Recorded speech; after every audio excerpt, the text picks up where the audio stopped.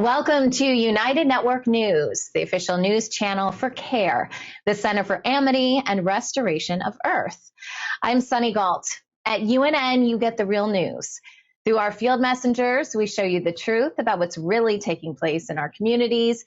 We also bring you stories to help you remember who you are and why you're here, as well as regional stories that impact the people. And our World Situation Report reveals what's happening throughout the multiverse. We are here to restore Earth. In the U.S., it is Friday, January 12th, 2024.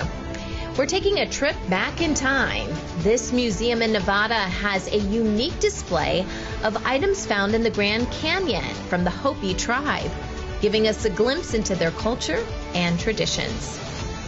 We then turn to the skies of Scotland, where one of our field messengers recorded video of some interesting lights in the sky. Was it deep state or cosmic friends? In the New Earth, we're learning more about Theta and how it can be used with other healing modalities for miraculous results. Plus, a new way of planning for childcare, especially in places where high-quality children's resources are lacking. This is Calen Gipp, messenger for United Network News. Here's a look at today's field messenger reports from all around the world. The Verde Valley Archeology Center and Museum in Arizona hosts an exhibition dedicated to the Hopi tribe. It provides a unique insight into their culture, traditions, and art history. UNN field messenger Beverly interviews the executive director of the museum.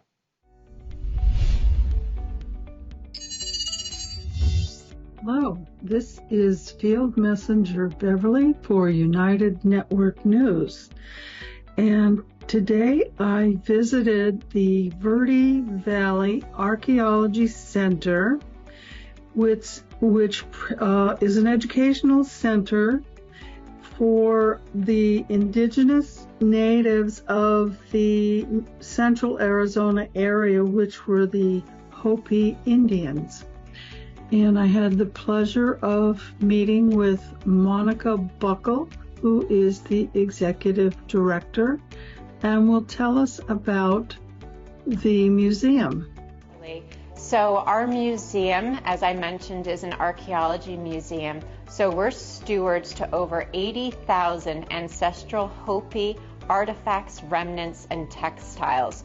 The title of the exhibit is One Canyon, Three Worlds Inside the Grand Canyon National Park Collections. We have objects that have never been on public view, and we have immense gratitude for the staff at the National Park for loaning us and entrusting us with their priceless cultural items. In this case, we start off with the ancestral Hopi period. And we have objects here. These split twig figurines are renowned in the archaeological community and are only specific to northern Arizona. These represent items that were left for ceremonial offering at specific sites and shrines within the Grand Canyon.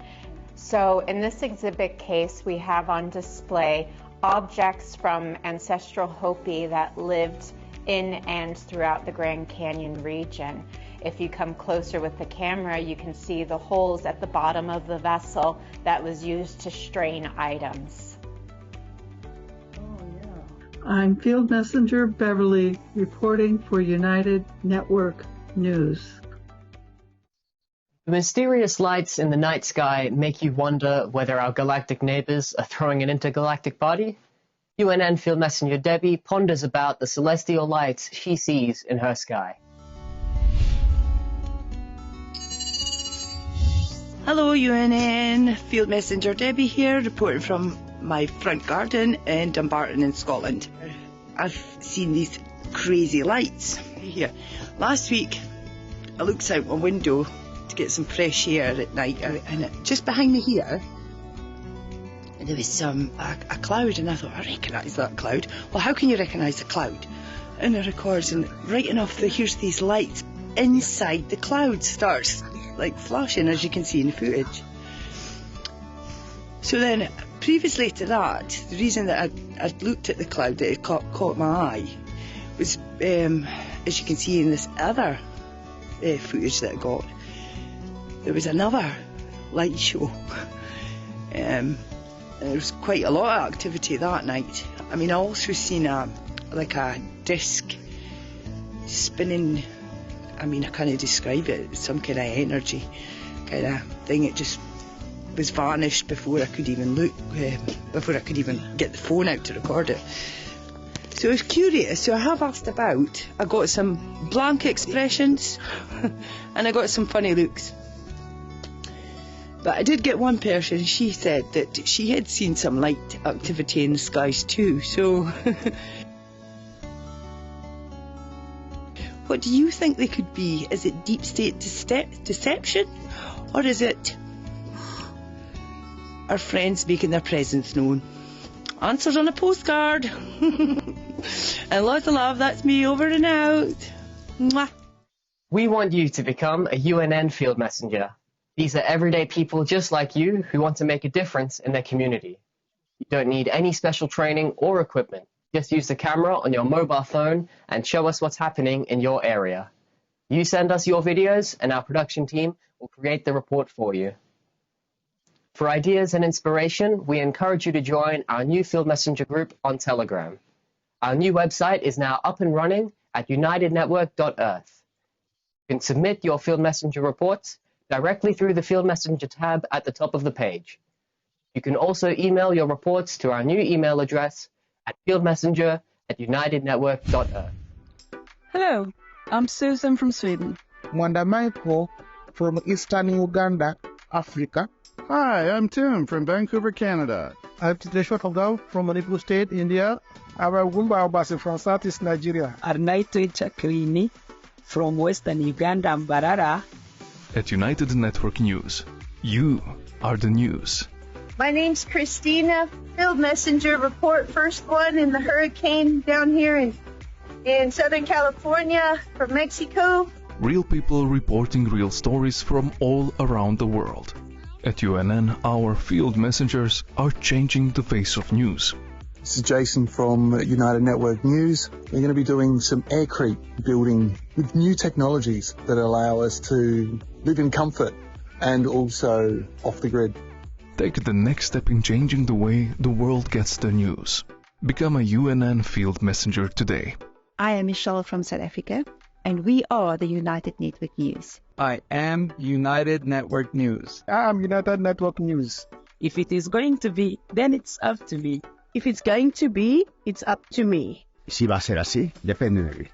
It's up to me. It's up to me. It's up to me. It's up to all of us. We're UNN.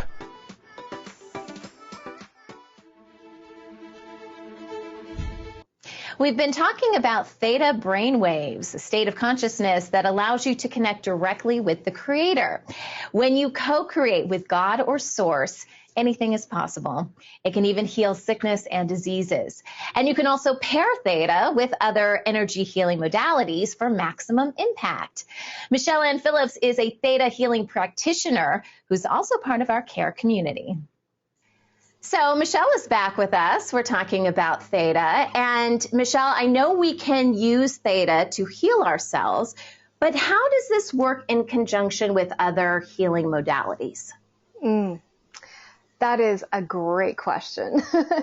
So theta can be used with anything you can pretty much imagine. Okay. So, for example, if you had somebody who's doing energy work on somebody and they're using their own energy, that can be really, really tiresome because you're using your humanness to do the thing that you're doing.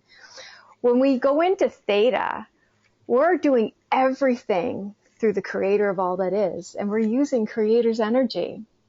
So if we're doing Reiki on somebody, for example, we can go into theta and do the Reiki from that place. And Creator's actually doing the healing, not me, right? So it's the energy of the Creator.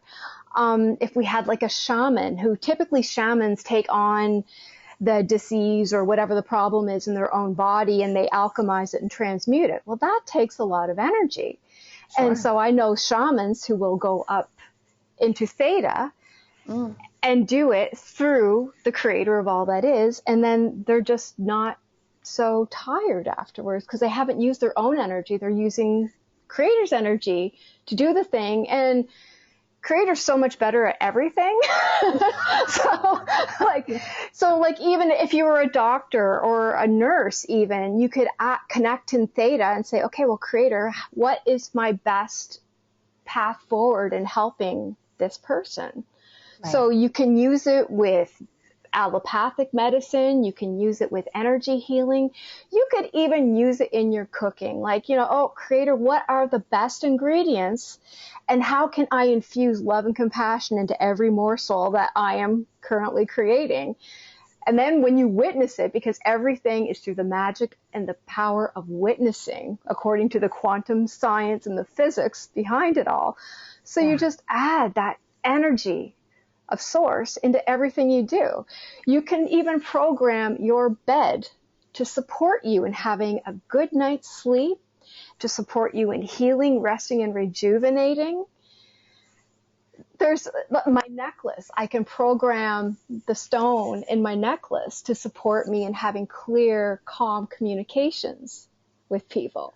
So the limitlessness of Theta is really, it just makes everything better. And also, I happened to watch an interview with Carrie Kay this morning, and where she was talking, how do you know what you're connecting to? And it's like, well, when you connect to source and you go through that energy just does it all for you. If that makes sense. It does. And it sounds like it simplifies things, which I've noticed with Theta in general. It's just a more simple approach to connecting with the creator. Exactly. Because, if we're doing the energy healing ourselves, we, like Carrie said, you don't know what you're connecting to necessarily, right? But if you know you're connected to source and you get to recognize that feeling, which by first you get to recognizing yourself, which is the practice of going into Theta and recognizing that feeling of being connected, and then doing everything in your life from that place of connectedness, which I'm assuming is kind of how Kim does what she does. Like, she's talked about going in and out of Theta, and I can totally see how she would absolutely need that. Yeah, absolutely. It simplifies, it simplifies everything, and it gives you that added boost. Like you said, you're not using your own energy, you're connecting with source, which is unlimited energy. Exactly. So literally when I'm working with my clients, it's like, if I'm trying to make it happen, I'm not in Theta. Okay.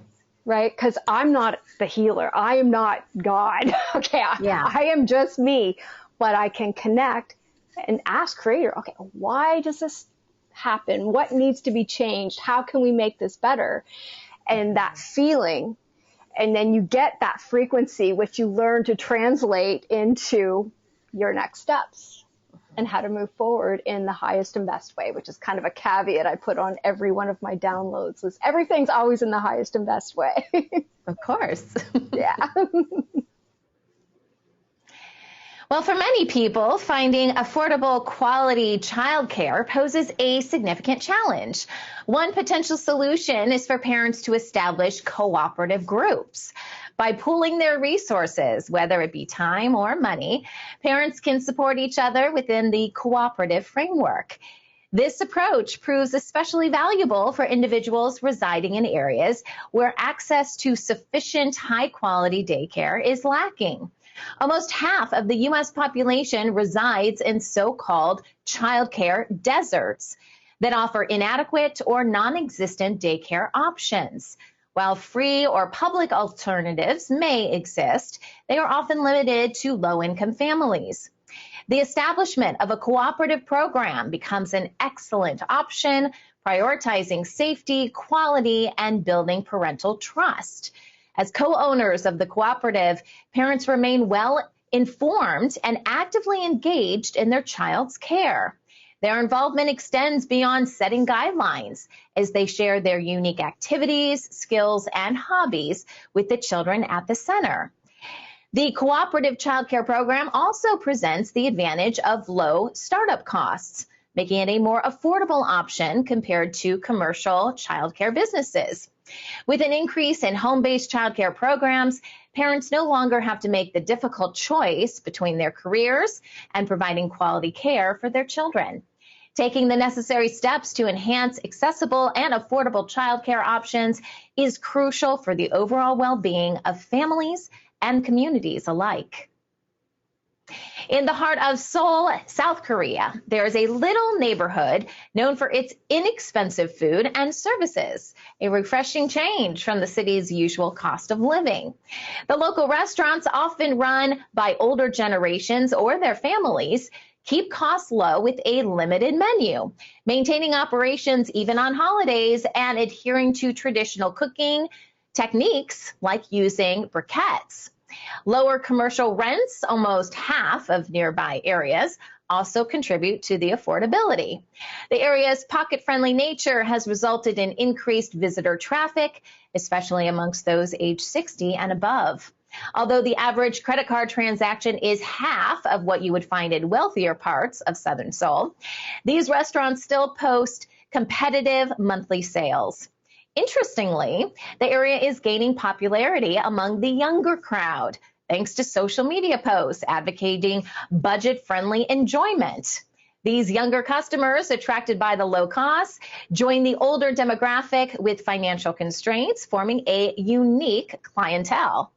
Despite its modest look, this neighborhood represents a simple yet satisfying way of life, highlighting an unusual mix of affordability, tradition, and community spirit. In Guatemala, indigenous and local communities joined farmers associations to develop agroecology schools to recover ancestral practices and educate farmers on building local economies.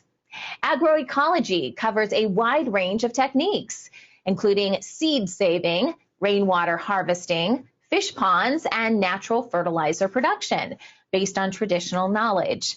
The schools facilitate the transfer of knowledge and farming skills, allowing farmers to identify challenges, develop solutions, and gain technical support, which can then be shared with other farmers.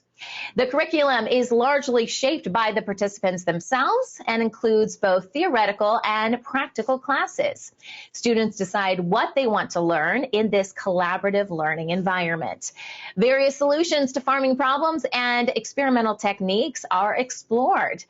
If no one in the class has experience with a particular issue, someone from another community with relevant skills is invited to share their knowledge. School attendance is free, and former students provide technical support and guidance to the next group of farmers. This replicates the natural passing down of knowledge through generations, a process known as farmer to farmer. Time-honored farming techniques and ancestral farming practices are documented and shared. Courses include organic composting, native seed selection and protection, crop planting and management, soil conservation, and rainwater harvesting. The widespread implementation of these agroecology schools has reportedly improved the lives of tens of thousands of families. The success of these schools, particularly in empowering women farmers, highlights their potential to provide opportunities and self-reliance in farming communities. Want to share news from UNN with your friends and family? Memes are a great way to get that conversation going, and here's today's UNN meme of the day. It says, "Fill the world with beautiful things. Thoughts are things." Remember, energy flows where attention goes. The more beautiful your thoughts are, the more beautiful our planet will be. To see more memes just like this one, you can follow our Meme Team Telegram channel at UNN Memes. Share them on Telegram and any other social media channels where you still have an account. Welcome to United Network News. I'm Sunny Galt. Connect with United Network News online. The news portion of our website at unitednetwork.earth recaps the biggest stories impacting our planet. You can also watch inspiring videos from our field messengers and get great tips for creating your own field messenger reports. Easily share all of this content with your friends in just a few clicks, including our social media memes designed to ignite conversation and critical thinking. It's time to restore our home. Let's make history together at unitednetwork.earth. Now, a look at regional stories around the world. Tens of thousands of people are protesting in Poland outside of Parliament. They're unhappy about changes to state media and pardons for politicians. The NHS in England is offering some additional health services for newly postpartum moms to improve their physical and mental well-being. Car rental company Hertz is selling thousands of their electric vehicles due to increased costs for repairing damages. And South African residents in Cape Town are being overrun by baboons, literally.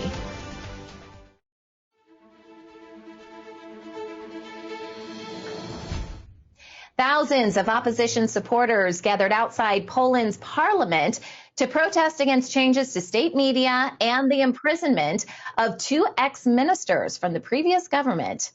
This protest comes after the president initiated proceedings to pardon the jailed ministers, both of whom were convicted of abuse of power, further escalating the political tension. The crowd consisted of around 35,000 to 200,000 people, that's according to various estimates, and were seen holding signs with messages expressing their discontent toward the new government. The protesters were particularly disturbed by the changes brought about the state media, which they see as limiting their freedom of choice. Critics argue that the former government undermined judicial independence, leading to the current government's attempts to restore it and unlock EU funds. In Germany, an ongoing 3-day national rail strike and farmers' protests are causing significant travel chaos. The strike, initiated by the GDL train drivers union, has forced the national rail operator Deutsche Bahn to significantly reduce its services. Only 1 in 5 long-distance high-speed rail services were operational, causing inconvenience to commuters braving freezing temperatures. The strike is particularly challenging for essential workers like healthcare professionals who must find alternative ways to reach their workplaces. The strike also coincides with farmer protests that have already created traffic chaos by blocking highways. The GDL union is demanding a reduction in working hours without a pay cut, which Deutsche Bahn claims would result in a 50% increase in staffing costs. Now, that strike is expected to continue through today. Germany's retail giant Galeria Karstadt Kaufhof is filing for insolvency for the 3rd time, caused by the financial collapse of its parent company, Signa, and the ongoing European real estate crisis. The constant financial instability of Signa has severely impacted Galeria, leading to uncertainties about the future of its 15,000 employees. Since 2020, Galeria has been struggling with closures and layoffs, and now is seeking new ownership to secure its future. The insolvency of Signa, which owes around 5 billion euros or $5.5 billion, is sparking concern amongst banks, insurers, pension funds, and other investors who are now scrambling to recover their investments. The crisis also impacts the wider economy as it signifies an end to the booming property sector driven by low interest rates and high demand. Students in England will be offered the opportunity to learn British Sign Language, or BSL, as part of their curriculum, starting with the 2025-2026 academic year. The move is expected to significantly impact about 151,000 BSL users in the UK, including 87,000 deaf individuals. This decision follows years of persistent campaigning by Daniel Gillings, a 17-year-old deaf student who argued that the absence of a BSL subject amounted to unlawful discrimination. Beyond teaching at least 750 signs, the curriculum will also introduce students to the history and significance of BSL. By offering BSL as a subject, the Department of Education hopes to encourage its wider uptake in schools and mainstream society. Sign languages vary between countries and do not necessarily follow the grammatical rules of the country's spoken languages. England's National Health Service has mandated comprehensive postnatal checkups for all new mothers, addressing their physical and mental health. This comes as part of a broader initiative to improve women's health services. Under these rules, general practitioners will perform a thorough exam 6 to 8 weeks after childbirth, covering mental health, physical recovery, breastfeeding, and family planning. The consultation aims to be personalized, not merely a checklist. During the past year, more than 53,000 mothers received specialist prenatal mental health support, with the NHS establishing several new maternal mental health services nationwide. The new guidance is expected to enhance the welfare of new mothers and their babies. During the first weekend of January, an animal shelter in southern Poland witnessed a heartening response when locals rushed to adopt or foster dogs during the frigid temperatures. The shelter initiated Operation Frost, requesting people to provide temporary homes for the dogs as the temperature was forecasted to plummet to -5 degrees Fahrenheit or -20 degrees Celsius. The shelter was overwhelmed with the turnout, with more than 100 dogs finding temporary or permanent homes. The initiative significantly impacted the community, encouraging many to open their homes and their hearts to these animals. The shelter expressed gratitude for the show of solidarity, noting that all dogs from outdoor kennels were relocated to indoor rooms.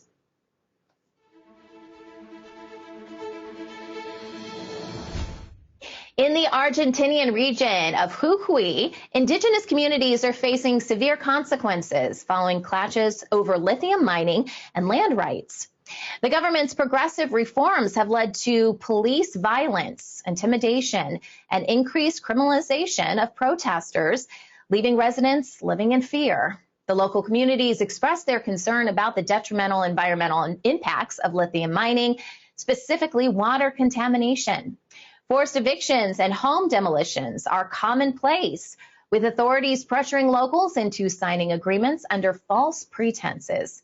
Lawyers continue to fight for the rights of locals, accusing the government of prioritizing financial gains over the well-being of the indigenous community. The international community's interest in lithium, crucial for the production of electric car batteries, has been blamed for turning a blind eye to the hardships faced by the indigenous communities. Hundreds of protesters led by local indigenous groups in northern Chile have blocked access to the Atacama salt flat. It's the world's biggest lithium deposit. The demonstration disrupts operations of Chilean producer SQM and a U.S. company, challenging Chile's plan to increase state control over lithium. The actions come after the signing of an agreement between the local producer SQM and state-run firm Codelco, with protesters claiming they were excluded from negotiations. The protesters are demanding the president involve them in further talks, and they plan to continue the block until he engages with them directly. The current agreement, which strengthens state control of lithium reserves, is set to run from 2025 through 2060. The Chilean government, while monitoring the situation, has not yet commented. The U.S. Embassy in Bogota has issued a cautionary warning for foreigners visiting Colombia about the surge in crimes related to dating apps. In recent months, there have been 8 deaths among U.S. citizens. Most of these incidents involved drugging and suspected murder, with several cases traced back to dating apps. The embassy reports a concerning trend where Americans are enticed to public locations via apps like Tinder, only to be drugged, robbed, or even worse. These crimes often go unreported due to victims' harassment or embarrassment, I should say. There have been a 200% increase in thefts and a 29% rise in violent deaths amongst foreign visitors compared to the previous year. These incidents typically involve the use of an odorless drug called burundanga, capable of leaving victims unconscious. The embassy advises foreigners to remain vigilant and follows safety practices outlined in its press release.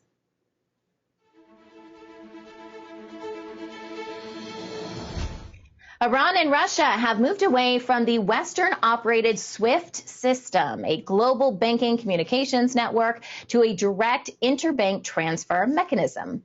This change allows for trade in their national currencies, eliminating the need for dollar or euro transactions.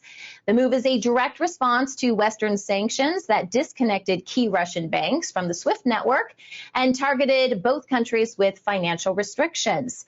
This development could potentially affect businesses and consumers by altering the exchange rates, payment methods, and transaction speed in dealing with Iran and Russia.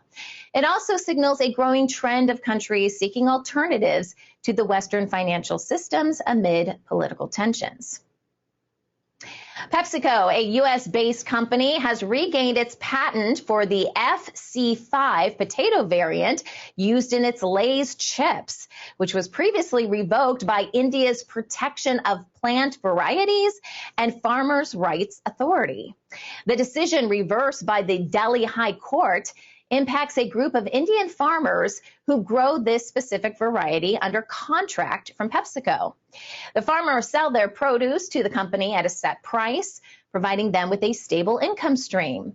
This ruling also ends a contentious issue where PepsiCo had sued farmers for illegally growing the FC5 variant, a lawsuit that the company later withdrew. The ruling also sets a precedent for other companies like Monsanto, a seed maker, who have experienced similar patent disputes in India.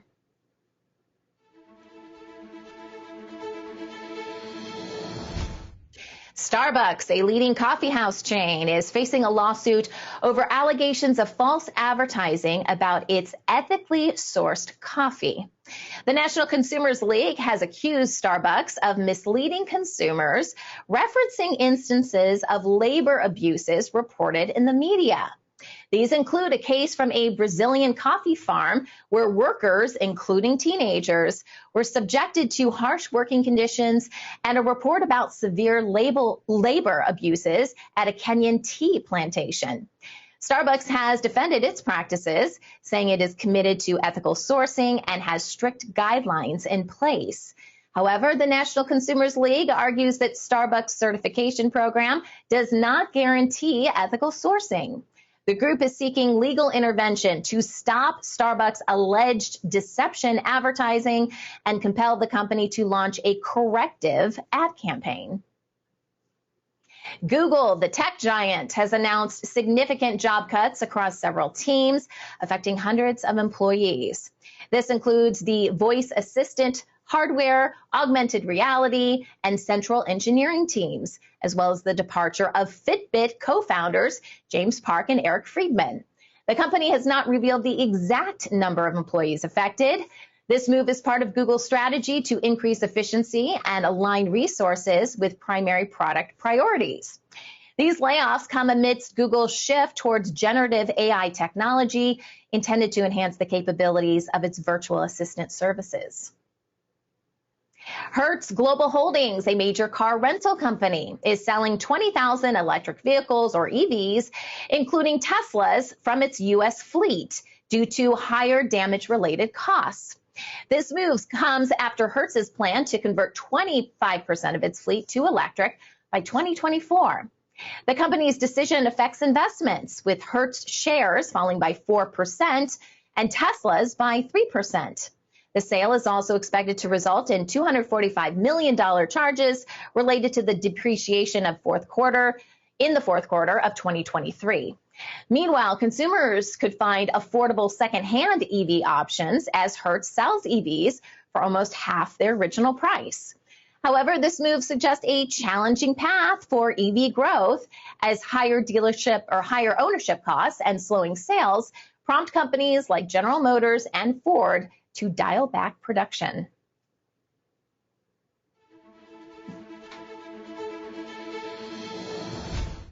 The South African Social Security Agency failed to pay around 150,000 grant beneficiaries this month due to a verification process aimed at preventing fraud. With the new school year approaching, families depend on these funds to secure essentials like school supplies and lunches for their children. The current delay aggravates the existing poverty, leaving people in debt and struggling to afford even basic necessities. This is not an isolated incident, as last September, around 600,000 social grant recipients faced similar issues with delayed or partial payments. The current situation is challenging for those who are already financially vulnerable, pushing some to seek help from loan sharks, which could lead to deeper debt and a multitude of associated problems.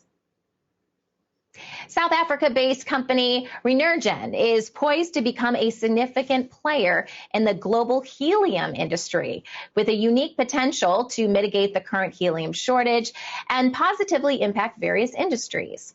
They have discovered a helium field with unusually high concentrations of the gas, enabling more cost-effective extraction compared to competitors. Also, the company's approach is expected to be more environmentally friendly, producing less methane than the traditional extraction methods. For everyday people, this advancement could mean more reliable helium supply for critical applications like MRI scanners in hospitals, research activities, and the tech industry. In addition, Renergen's operation could potentially fulfill all of South Africa's helium needs with surplus for international markets. However, investor confidence in the company has been shaken due to transparency issues, leading to a fall in share price.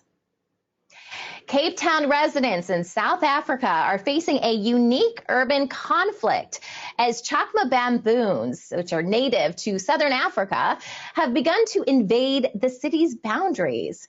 As housing spreads into their traditional feeding grounds, these baboons are increasingly drawn into the city, attracted by easily accessible food from trash bins. The migration results in conflicts with residents, damage to farmers' crops, and encounters with pets. Despite measures like baboon-proof bins and fences, the reduced food waste initiatives, the issue still persists. Some residents have resorted to using pellet guns, and certain aggressive baboons have been euthanized.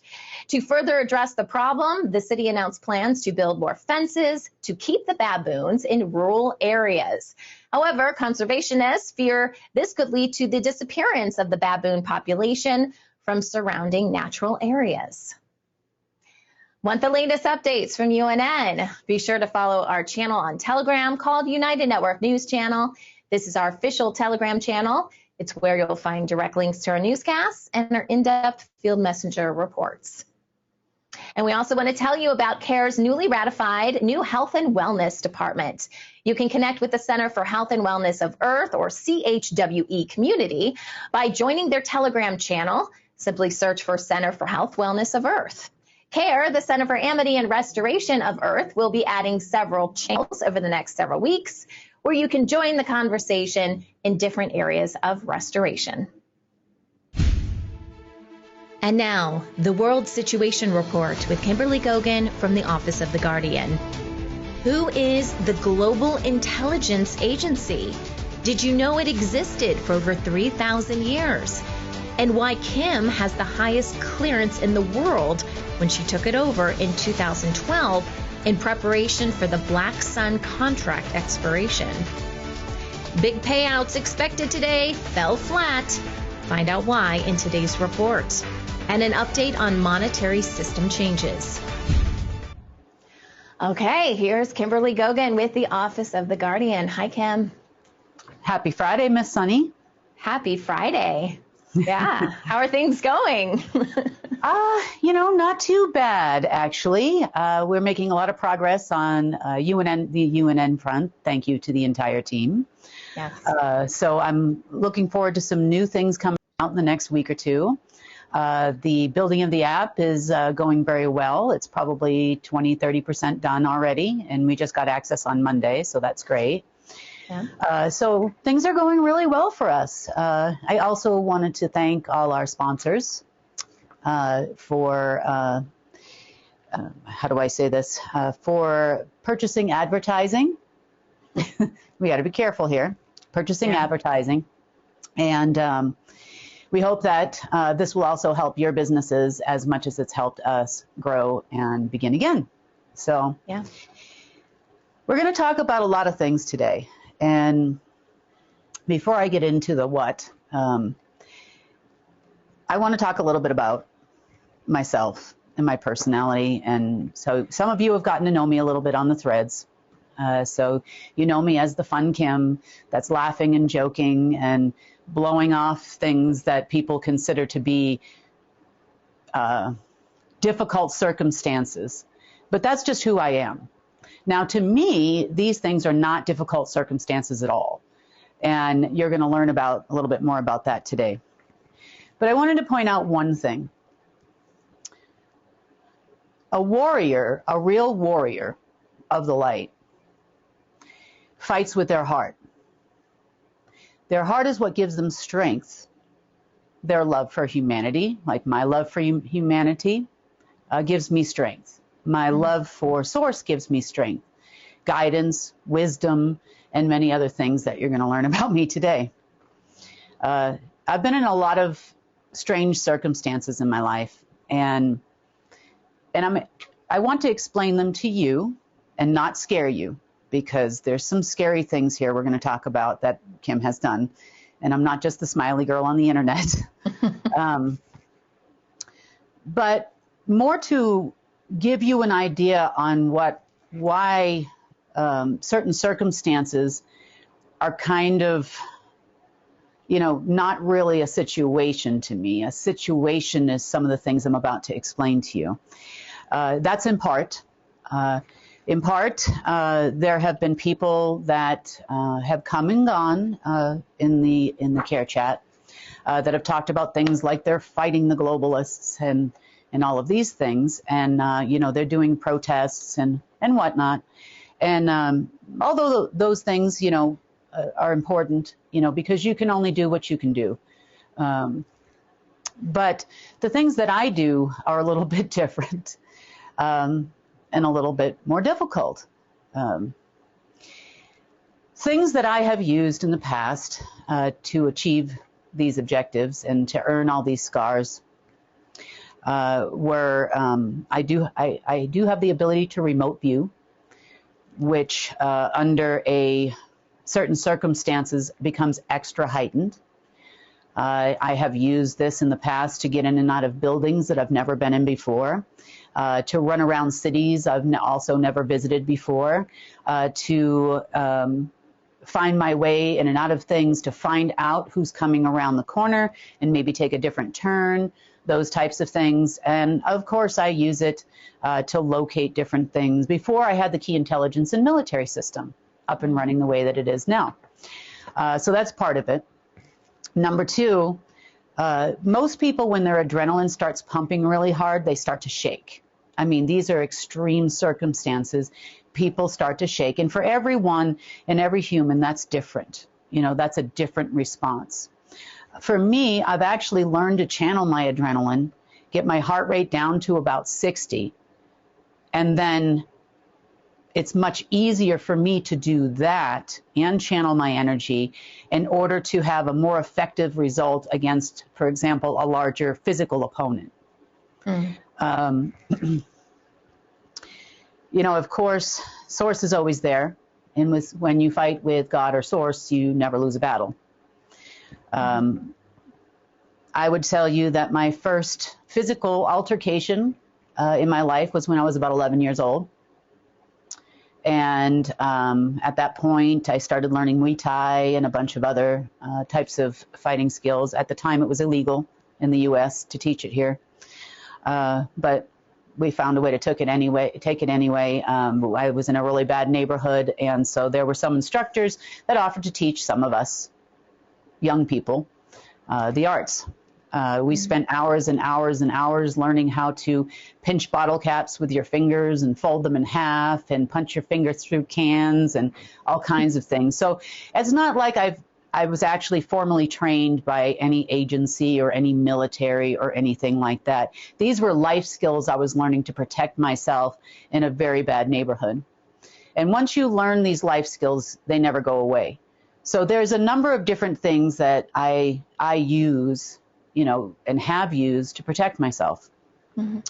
Now, this being said, there are some of you that have mentioned that I am being, quote unquote, attacked on Telegram. And I laugh at that statement because it's not an attack. And I'll explain to you what an attack is. I have some notes here we're going to go by in just a few moments. That is like a joke. Some people have asked, why don't I file copyright against Team Bubba or something like that? Because I just don't care. I know they're NSA and I know they're MI6, and if I was actually going to attack them, it wouldn't be with a copyright. Yeah. Okay. They're just kind of irrelevant, but they say there's no such thing as bad publicity. Let them run. Enjoy themselves. Let them exchange between other people who now believe they're attacking me, and I just don't care. Okay. And I'll tell you why I don't care. The next thing that's come up because of this is there's obviously a transition going on here, and I look at it as a positive transition. There are new things available in the app world that we didn't have at the time we formed, even just a year ago. So I'm excited about those changes. The whole team is super excited to move forward because of all of you. We've been able to make payroll this month, so I'm very happy about that, and I thank you for that. It's not really for me, it's for them. For people like Sunny and Mike and Zoltan Raquel that worked really hard day and night on that website to get it up and running for all of you, and are still working day and night now on the web app and a few other things. So I thank everyone that has offered to join us since the transition and help out. We have some amazing, talented people that have come on board that wouldn't have come on board before. Different circumstances, different situations. And, some of these people had conflicts with other people that are no longer with us. So I'm happy to see that. But, I kept hearing it over and over and over again. There was a call yesterday from Langley 5 to the local people to see if I'm homeless yet, or, where do I bank, or do I have any money, or those types of things. And they were promptly told to, in a nice way, you can go away. We're not answering you. Good. Okay? Yeah. And that's a positive thing. But I need them to understand who they're dealing with and why they're having such a difficult time. So this is in part for them as well. They've thrown me, in the last week or two, they have thrown me attempted handler after attempted handler, people I haven't talked to in years, agency people, all kinds of stuff. And they're having, no one, number one, I'm not buying what they're selling. If I did, it would be for entertainment purposes only. It's not because I think, I'm going to fall prey to someone they throw at me. And the caliber of people they're throwing at me right now are, I could run over like a freight train. In part, it's because not of formal training. Okay, I want to make that very clear. Number one, it's a skill set. There is a skill set here. And number two, I have dealt with all these people from all these different countries before. And sometimes I have tripped up and made mistakes, and sometimes I haven't. But I learned something from everyone that comes forward. I'm not arrogant in any way. I'm very humble when I meet these people and talk to these people. And each one of them, despite their best efforts, failed at an attempt to handle me. However, I learned valuable things from these people, and for the most part, and not to be mean to these agency people, but I kept them around long enough till I can learn all I needed to learn, and then that was it. Yeah. And so I'm going to give you both the positive sides, positive side to people I have met, and the negative side to people I have met, and how things ended between me and them, for one reason or another. So that being said, I also need to make a statement about something else, in case people are unclear. The Global Intelligence Agency has been around for thousands of years. It was originally intended to protect and provide security for the elite in the non-humans while they are present here on Earth. And by non-humans, I mean the ones from the lower astral that came here during the Dark Ages. That was their job, whether it was to feed them or, you know, find them places to be, those types of things. That was the job of the Global Intelligence Agency for eons. Now, the name the Global Intelligence Agency officially came to be in the 1940s, right about the time World War II ended. That was when it officially was registered as the name the Global Intelligence Agency. You might also know these people as portrayed in movies as the Men in Black. Yeah. You would know them sometimes as the secret space program operatives we talk about. You know, by all different shapes and forms, meaning cyber life, you know, from cybersecurity to physical security to a number of different things. You would also know these people sometimes in the past as the Order of the Black Sun. You could also call them Solomon's Demons. That's who these people were. Now, I took it over in 2012. Why did I take it over and what happened here? That meant the name became registered to myself. After that, did they still continue as operatives and telling people they were the Global Intelligence Agency? Yes, they did, for quite a long time. And I have to explain this because at the end of this broadcast, I'm going to explain to you why their money didn't come today. By 2012, I took over as the director. Now, none of these people would listen to me. I wiped out everyone that was registered.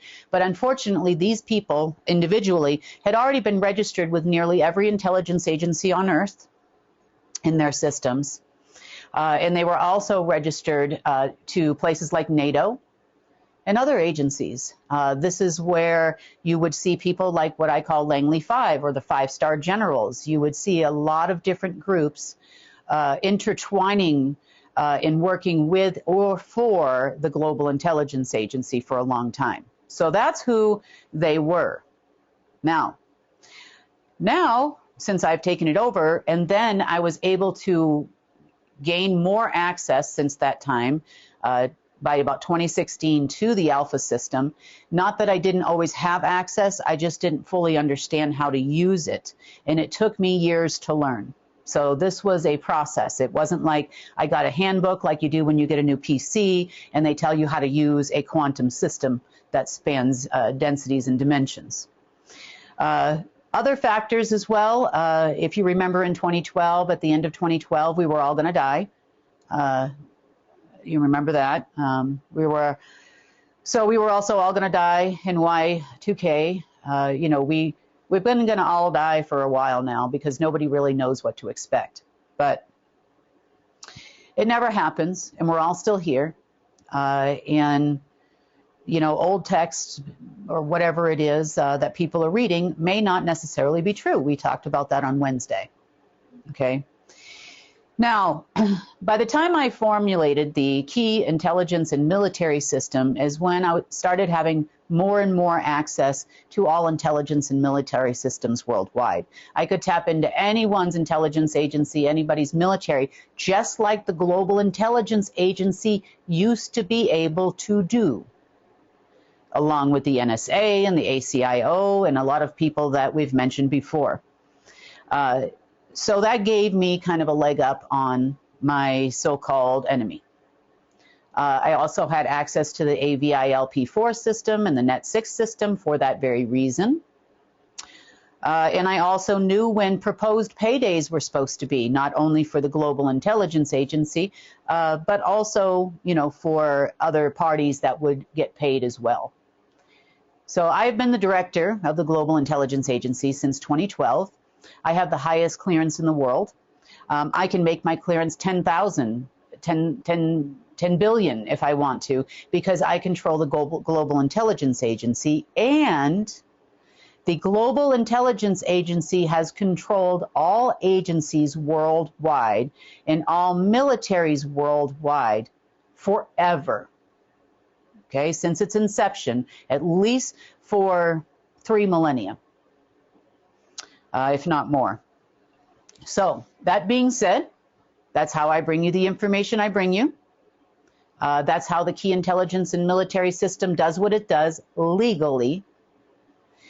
And then, obviously, I've told you about additional add-ons and things we've done over the last couple of years to make it more effective and more efficient, because right now you have me as the director, and I have probably a handful of people worldwide that I list in the system as Agent X. I don't list them by name. You'd have to look it up in the reverse and figure out who they were first, and then look up their file from there, from backwards, because it could be quite dangerous where they are. So these are the beginnings of the new Global Intelligence Agency, and it's been running fine. I'm tired. I don't want to be on the system all the time. I'd like to do something else other than get alerts at 1 or 2 o'clock in the morning. Sleeping would be nice, but you know, I figure if, you know, he brings you to it, he'll bring you through it. So here we are. Yeah. So speaking of bringing you to it and bringing you through it, let's start with the laundry list of handlers and people I know and have met in person. So we're going to begin with a man by the name of Stephen Alter. Okay. Stephen Alter, this is obviously an old passport. I haven't talked to him in a long time. I don't even know if he's still alive. Stephen Alter was actually part of the original, what I call the Jason Bourne medication people as well. He was an assassin. He worked for the United States. I have physically seen with my own 2 eyes his entire box full of passports from multiple different countries. He is a Hasidic Jew, or was a Hasidic Jew. He was the person that introduced me to the Black Dragon in China. And when I first met him, he was called the Silver or Gray Eagle. His name is Bruce Coe. He also had been on the phone with me and taught me a lot about how they use black magic. As a Hasidic Jew, he also told me how you counteract it and block it and those types of things. He gave me my first introduction on how to match your particles, meaning the vibration of your body and your matter in your body, your essence, your consciousness and your energy to match, for example, a solid object like a wall or a sofa, and how you could then pass right through it. So he did teach me a lot, and for that, you know, I was grateful. He also was, they started nicknaming him in the industry, which you never, you know, we all know you never leave. It's like the Hotel California. Once you are an operative on that high of a level. Now, this is not a CIA operative, although you could call him a CIA operative. He is not a, for example, FSB or SVR operative in Russia or KGB at the time, but you could call him a KGB agent. And that's how these operatives work when they worked for the Global Intelligence Agency. He also did a lot of consulting for the Mossad. He lived in Belgium for a time. You know, and now we're going to get into the little rougher part. He also was present at a meeting with George Bush Sr. and Chavez during the time when they were starting the fracking in Brazil. He was responsible for getting that started and getting that going. And then Bush Sr. pulled the rug out because it was just a geopolitical play. During this meeting that he witnessed, because he was there with Bush Sr., you know, they always sent that kind of security, not the other kind of security, not the Secret Service. They would send that kind of security to a meeting between 2 members of the order. No, that's going to probably break some Venezuelan people's hearts, but that's true. During this meeting, it got very heated, and this actually, this meeting actually is what ended up with Chavez and Bush getting into a fight to the point where Chavez had actually pulled a gun on George Bush Sr. And he was sitting right there when it happened. Wow. And it also ultimately resulted in the nationalization of the oil in Venezuela.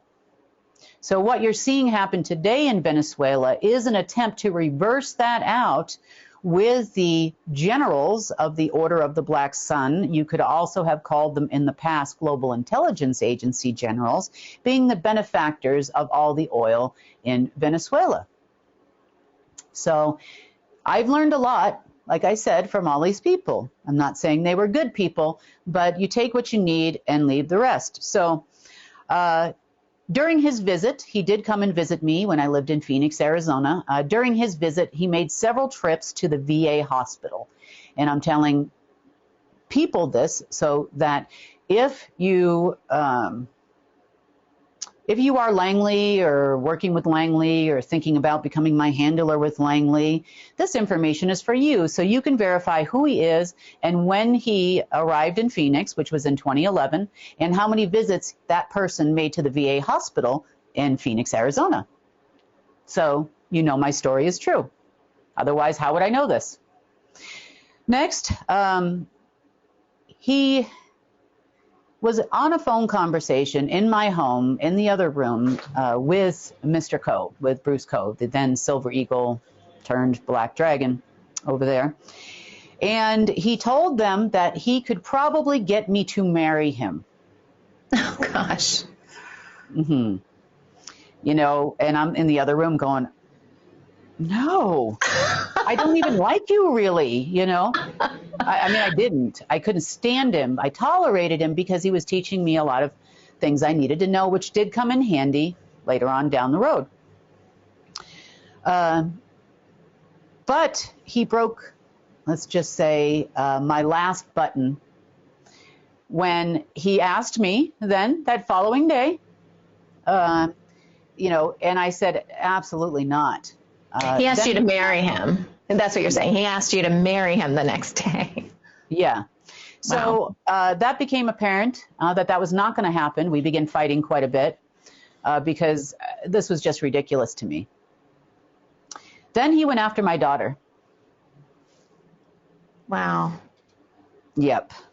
In my home, he tried to assault my daughter. Now, my daughter was only 10 at the time. Oh, my gosh. Mm-hmm.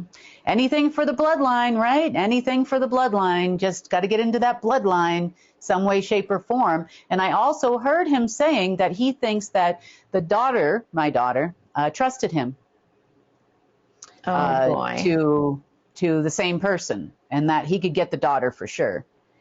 And then that, you know, a few hours later is when that actually took place. And there was a physical altercation that took place, as you could well imagine.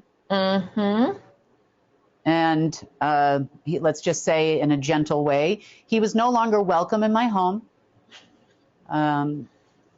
He had never seen me in that way. When I channel my adrenaline, I mean, literally everything goes blank and cold. There's no other thought except for how the person in front of me is going to leave this planet.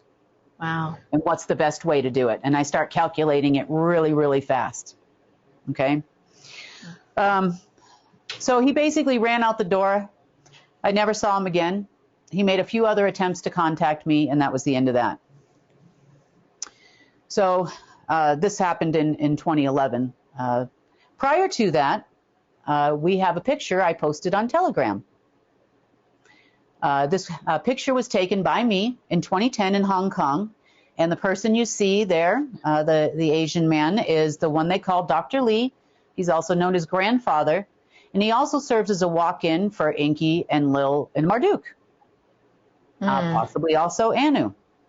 And we're going to talk a little bit more about walk-ins here in a minute.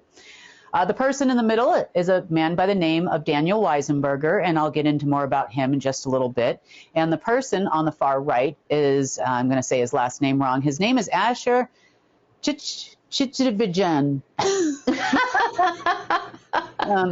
Yeah, so I'm going to say the name wrong, but you'll see it anyway in a minute here on his passport. So in the beginning, I am the one that actually got these two gentlemen the meeting with this guy in the first place through a contact of mine. And after this meeting happened, and I returned home for a little while, that is when, due to my conversations with him and another man named Victor Wang, which was one of the family bankers, the Wangs, the Wongs, the Woos, those are family bankers, typical last names you would see. The bankers of death, as we call them, the black bankers, however you want to propose that. After I left there and I went home, shortly thereafter, around 10 o'clock at night, I heard people crawling on my roof, and Bush Sr. had installed a congressional tap on my house. Wow. Okay. Mm-hmm. Yep. Right after this trip. So, you know, I've got my daughter sleeping. My mom happened to spend the night and stay over at that time. This was something that took place in Phoenix, Arizona.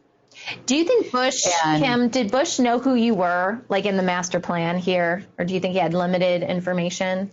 Or what did they know at that point? You know, Project Looking Glass was where they could tell, you know, look into the future, look into the past, look into the present. And remember, we had the talk about how far out you go doesn't necessarily mean it's going to be true. Right. But they saw the faces of a lot of the Melchizedecs that were alive at that time. Okay.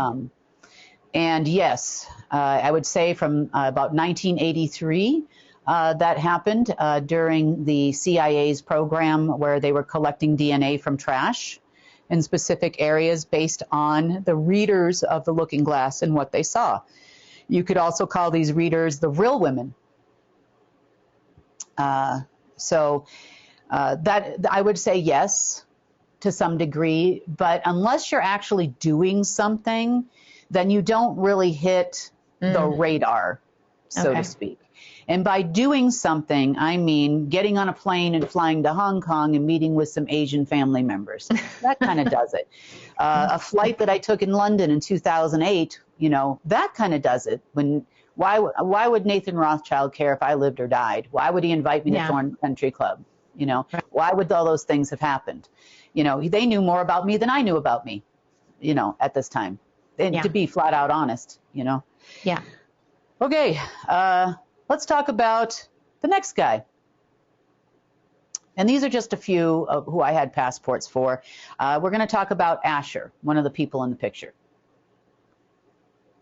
So we met up again, same year, 2010, we met up again. And we met up this time in Zurich, Switzerland. This is a Mossad agent. I think he's dead now. Not by my doing, but I believe he's dead. He worked directly for and took orders from a gentleman by the name of Hans Brewer at the time, and Rothschild. He is actually a Rothschild and a descendant of the royal family of France. The Rothschild installed royal family, might I add. He also, in this trip in Zurich, introduced me to the Watchers and who the Watchers are. You can find information on the Watchers when you if you look around on the internet, you can see some stuff on there. So other people talk about them as well. I actually met the Watchers in a restaurant, which was right near and right next to, not attached to, if I remember correctly, the Bahnhof in Zurich, Switzerland. We also, I mean, this is a guy I couldn't stand. He was so arrogant and so awful to people. You know, we had gone out to lunch with, you know, other colleagues or dinner or something like that. And he would treat those people so badly, like the wait staff and all of that, just awful. He even made one of them cry at one dinner we were at. But you know, some valuable lessons learned there as well. You know, I learned from talking to him, everybody has a different technique when they want to control you, handle you, however you want to say it, get you to do what they want you to do. You know, I just had to learn. So this was my experience with the first of many Mossad agents that I ran across over time. Now, let me tell you the rest of the story about what happened with Asher. we were in a meeting. We were having a meeting, at least that's what I thought we were doing. We were having a meeting in a hotel room that had a suite. So there was a living room area where you could have a meeting. And the meeting with the other people pretty much ended. And so it was just me and him in there. And apparently, I wasn't doing what I was supposed to be doing. And he attacked me in the hotel room. Yes, he did. He did. Like an attack, like a punch attack or like a sexual attack? Like a physical attack. Yeah. Oh, okay. Like I'm going to kill you kind of attack. Yes. So this was a very nice hotel. It was the Dolder Grand Hotel. And I'm going to mention to you that I do know, and I am very well aware, that this hotel receives a lot of dignitaries from around the world. And it is hardwired into Interpol and other European intelligence agencies because a lot of business takes place inside there. Okay. Yeah. Now, I'm telling you this because I'm sure Langley or whoever wants to know can go check to see if what I'm telling you is true. So how I actually got out of there is I grabbed a bottle, and mini bars in this nice of a hotel are not exactly mini. You know, you have full-size bottles of champagne and all those things, and, you know, they're double, triple the price, but they are there. Yeah. And if you've ever been to Zurich, Switzerland, like everything closes at like, you know, 9, 10 o'clock. You're not getting a late dinner or a drive-through at 2 o'clock in the morning there or anything like that. It's shuts down. So that's probably partially why they do this. They even shut down the kitchens in the hotels and whatnot.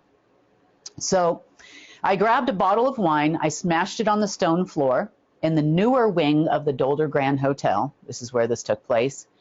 And then I beat his head in with it. Oh my gosh. Yeah, I know you are. And then beat his head into the floor. Into the stone floor until he passed out. And then I left. So I'm sure that's on recording. Yeah. If they'd like to verify that. But that actually happened. So the moral to the story is don't take a meeting in someone's hotel room in Zurich, Switzerland, when you suspect that they're the Mossad. Oh my God. But the good news is you can get out in this way. Needless to say, you know, I packed up my stuff, left the hotel, went someplace else, and then I left Zurich and went, I believe, to Frankfurt or so the next day. So, but these are all things that actually took place. Okay, so.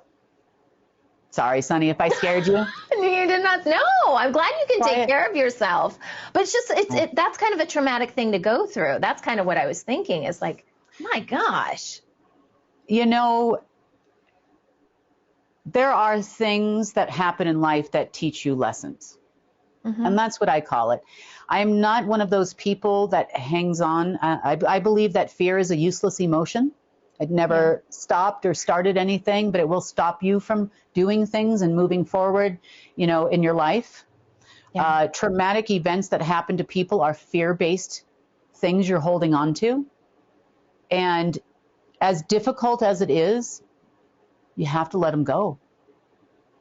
Yeah. So that faint memory, I mean, I have a memory of it, of course. I was there, you know, it's like, but it's no different than, I went and watched this movie last week to me.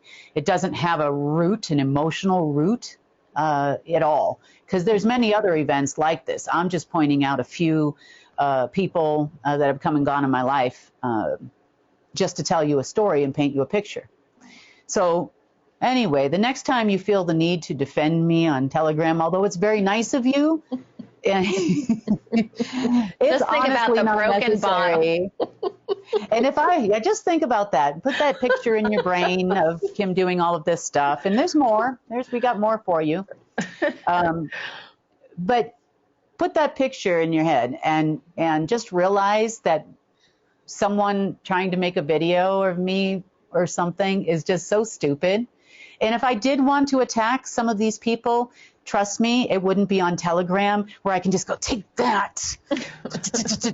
Let me make a video of your fat self. You know, that wouldn't be it. You would never even see me coming. Okay, let's talk about the next person, Daniel Weisenberger. Okay.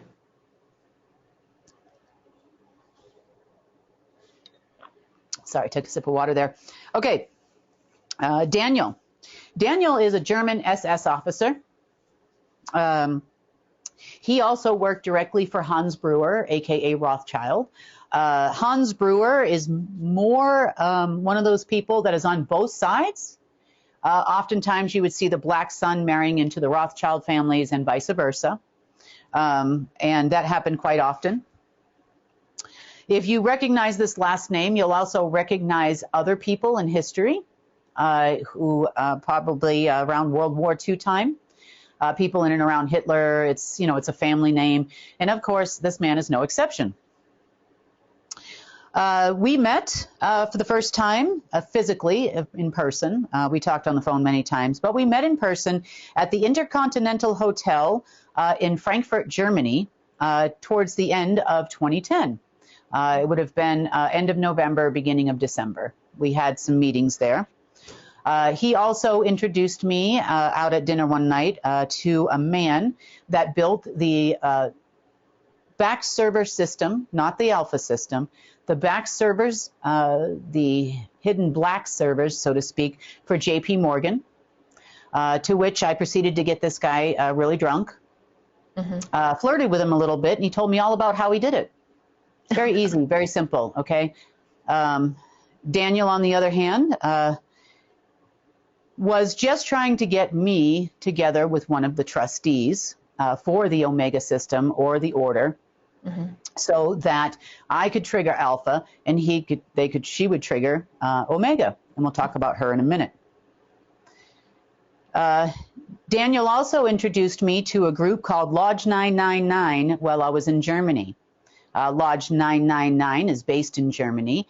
These are people who are very well trained in black magic, dark arts, in things beyond the Jedi program that the U.S. has for training for industrial psychics. I call them the industrial psychics. Lodge 999, the reason why I didn't actually formally touch those people, obviously for a reason, but I watched him hand them a picture of someone who he wanted dead, and then that person ends up dead. So they are very effective killers. They only need to know who you're speaking of, and then they can find them worldwide. They're remote viewers, just like we do on the light side.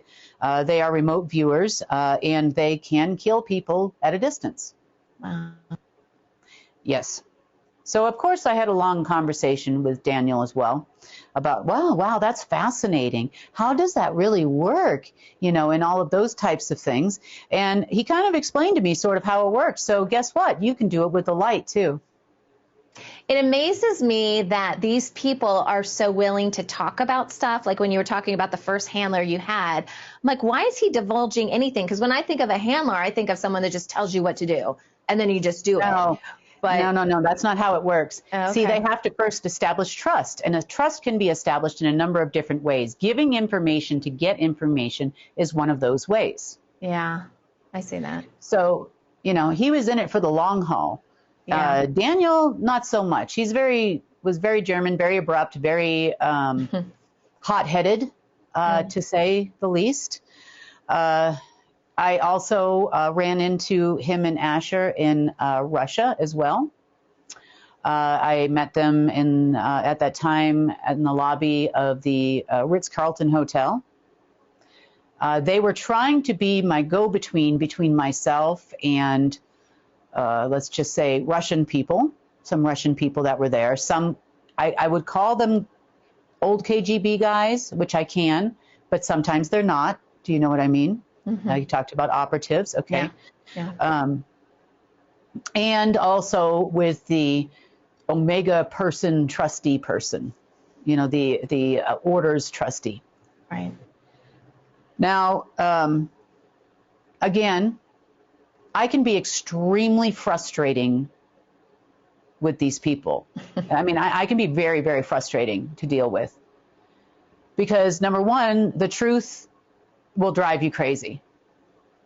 When you don't buy what they sell, you know, those types of things. And he went at it for 11 or 12 hours, and I just kind of sat there the whole time right there in the lobby. And there's, I'm sure, videos of that, because Ritz-Carlton is owned by the Marriott, and the entire chain And I hate to break this to you guys, if you've ever stayed in a Marriott hotel anywhere in the world, then you may have seen those small little, they're little like black balls, half balls on the ceilings, those types of things.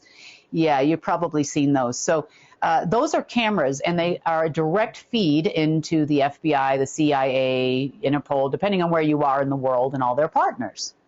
Mm-hmm. Okay?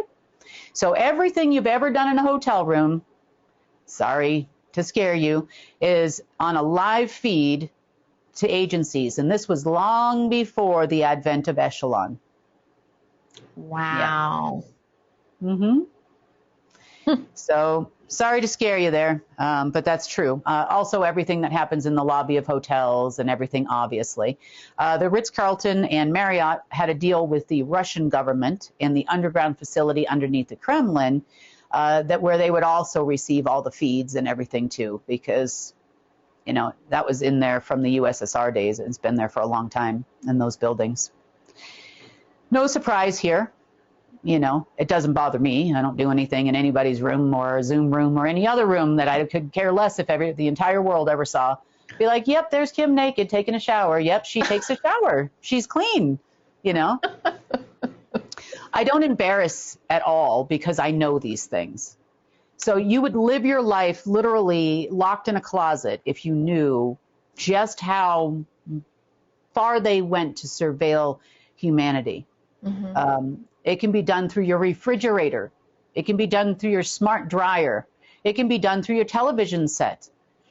So don't think there's a room in your house that they can't watch at any given moment in time, even without a satellite over your head, of which I currently have 2.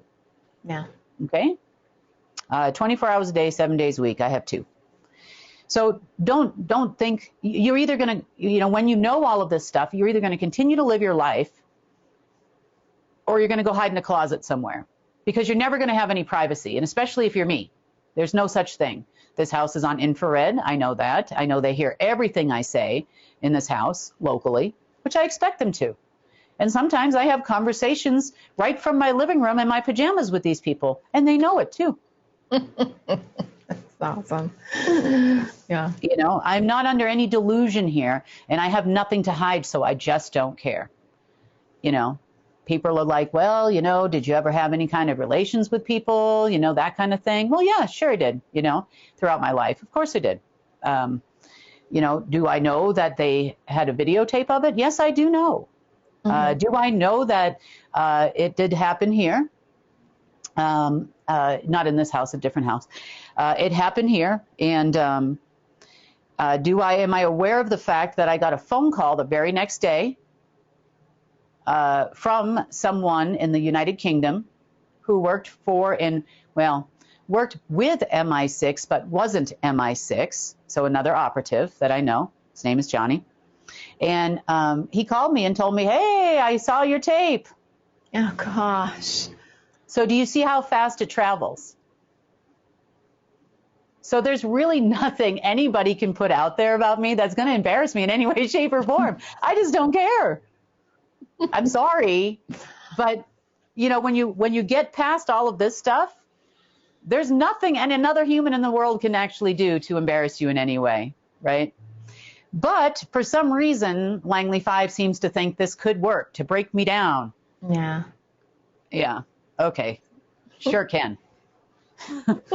So by the end of 10, I would say probably about 11 hours or so, maybe 12 even, of hours of going back and forth with these people in the middle, in comes some people from the Russian government at the time. This was probably 10 o'clock at night, something like that. And Daniel here was demanding to see Putin. He would like to meet Putin immediately. And when the guy, the Russian man, said that, you know, it's too late, you know, I can't do that for you right now. We'll come back to you tomorrow. You know, typical agency stuff. It's always tomorrow, and never today, always tomorrow. And of course, that never took place.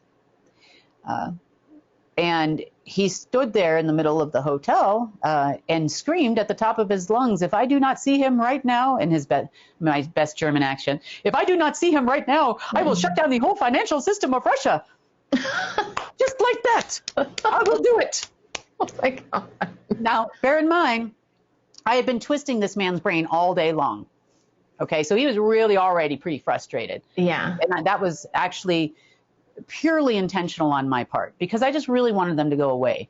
I wanted to get on. I didn't know that, this was a whole dual lock and key thing at the time, before the light age, before the expirations of the covenants and all the things that we've learned, or you've learned from me all this time. So the Russian people go away. Let me see what I can do, anything to get out the door. But I learned a trick from these Russian people.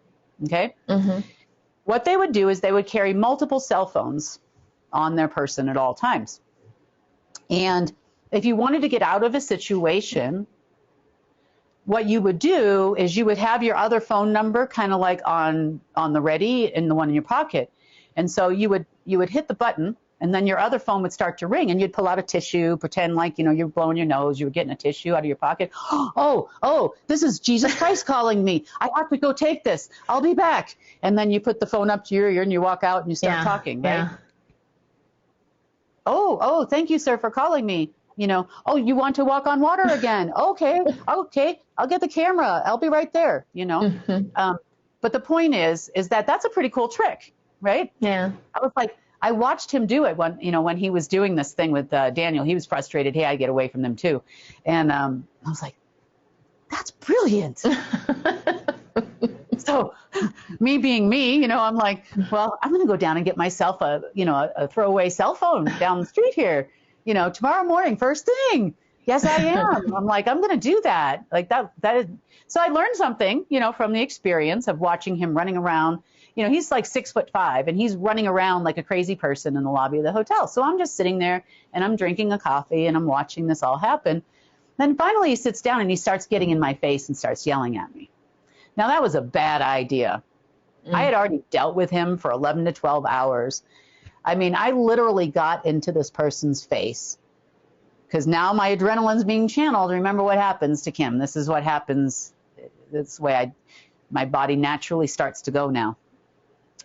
And I got right in his face and I screamed at the top of my lungs and I said, I am done, and I am done. And then I started pushing him. There was a physical altercation that happened in the hotel room that night. And as I understand it, they packed up all their things. Him and the other guy packed up their things, and they spent the night in the German embassy until they could get a flight out. So, good riddance. At least he laughed. At least he eventually laughed, and, you didn't have to break out another bottle. No,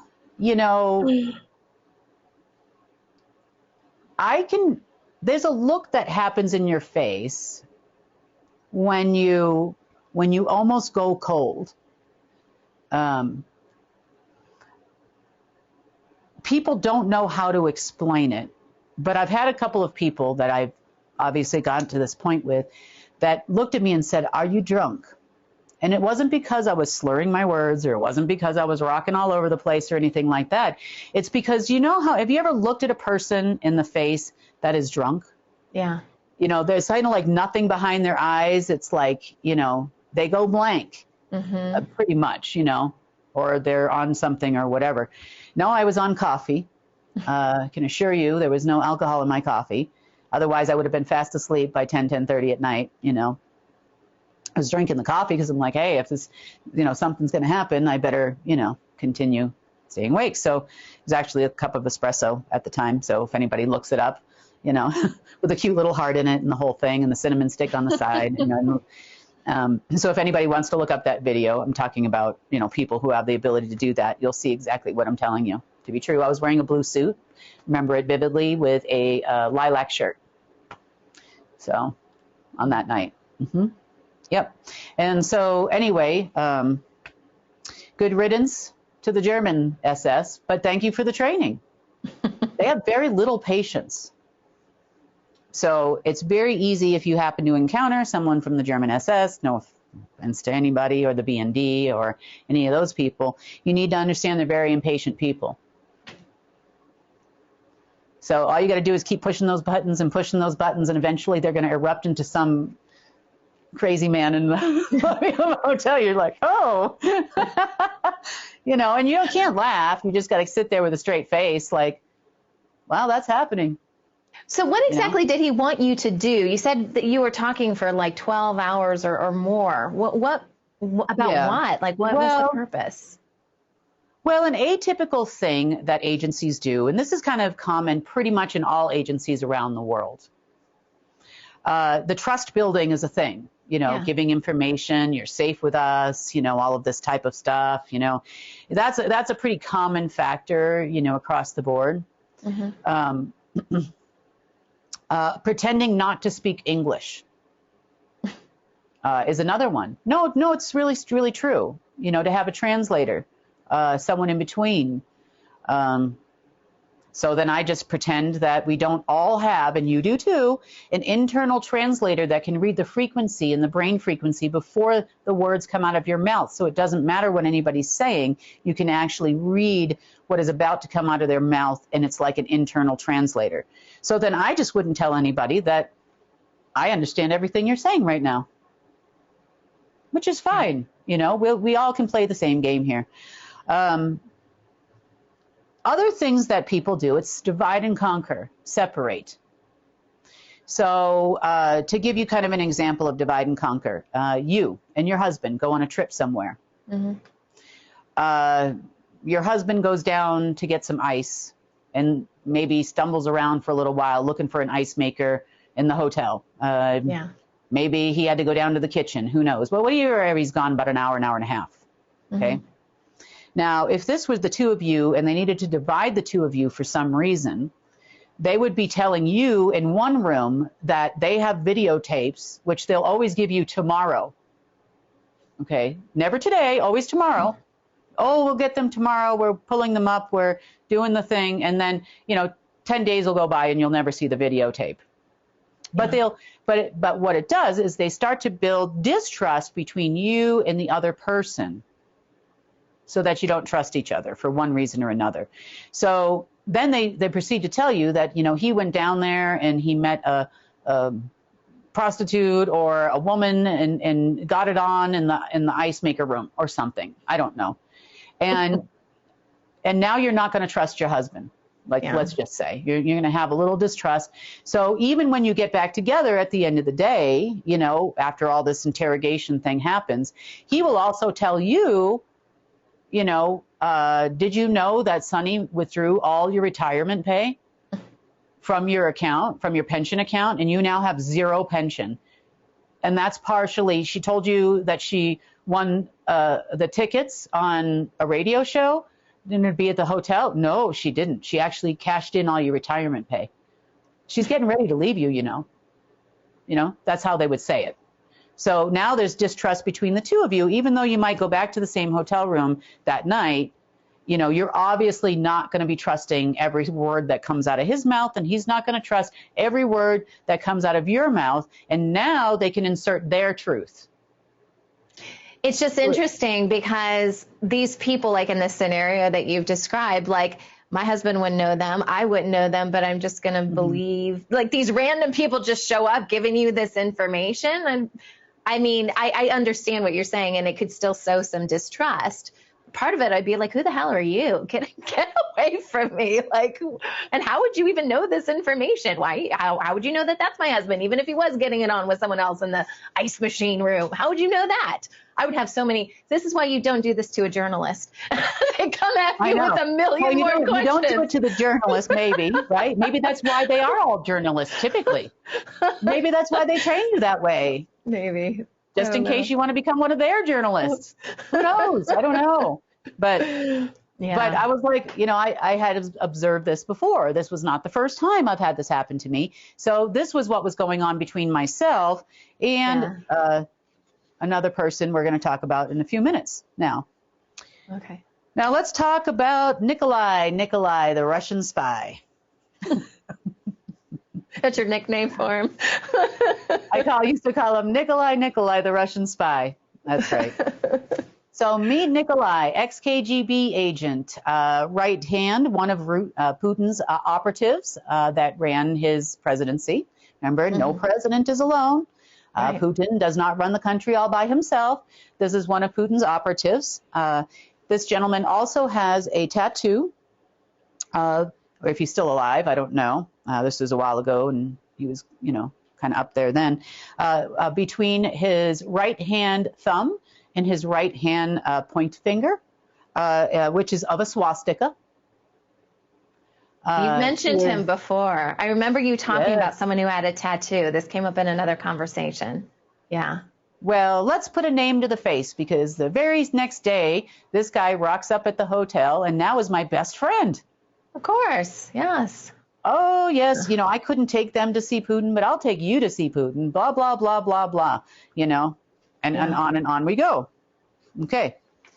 This guy, now moves me over. Well, I moved over, I should say, to the Kempinski Hotel, where I stayed for about a week, about the week between our Christmas, not Orthodox Christmas, and New Year's. I stayed there for about a week. We met every day in the lobby of the hotel. Because it was the holiday season in Russia, it's very different than it is in the States and a lot of other countries. The whole place shuts down. You can't get a hold of anybody. So his daughter actually came with him because she was learning English in school. And she was our quote unquote translator for several of those meetings. I mean, yeah. Spent a lot of time with this guy day after day after day. You know, myself and the other trustee lady. I was actually the one that ordered the Department of Defense terminal, the AVILP4 terminal, for verification of both her and myself. I ordered it through a friend of mine that I'll only call JB. He knows who he is, and everybody else probably knows who he is as well. And he got it from the 5-star generals, and it was delivered to Moscow. And they did install it at this time at the Russian Central Bank. At the same time, shortly thereafter, once the terminal arrived, also arriving there in Moscow was JP Morgan Chase representatives, Credit Suisse representatives, UBS representatives, Citibank representatives, Federal Reserve representatives, Treasury representatives, and all of these people, so insert global bank here, Barclays, Bank of America, you name it, they were all there. They all had representatives there. And they all stayed at a place called the Golden Ring Hotel in Moscow. Okay. Now remember the divide thing here. We were, myself, by this point in time, which was, you know, I was at the Kempinski Hotel for maybe a week. I actually had pictures I took out the window of it snowing in St. Basil's Cathedral. So the name of the game and the reason why we were there is because I, as the principal of the Alpha system, her as the Omega trustee, so it would have been me transferring to her, then out to all these people, and they all came in like vultures. I also met one of the other 5-star generals in the lobby of the Marriott Grand Hotel while I was there. His name was Lav Philipp, and he worked at the Berlin office of the Department of Defense. Yes, the U.S. Department of Defense has a Berlin office. That was actually the security for the financial system. It is the reason why you'll often see, if you happen to work in a central bank or you have worked with the government of any country, then you'll know, you would have saw this is protected by Treasury of USA, which is the Order of the Black Sun, a corporation and not part of the government in any way. It's a corporation. Okay.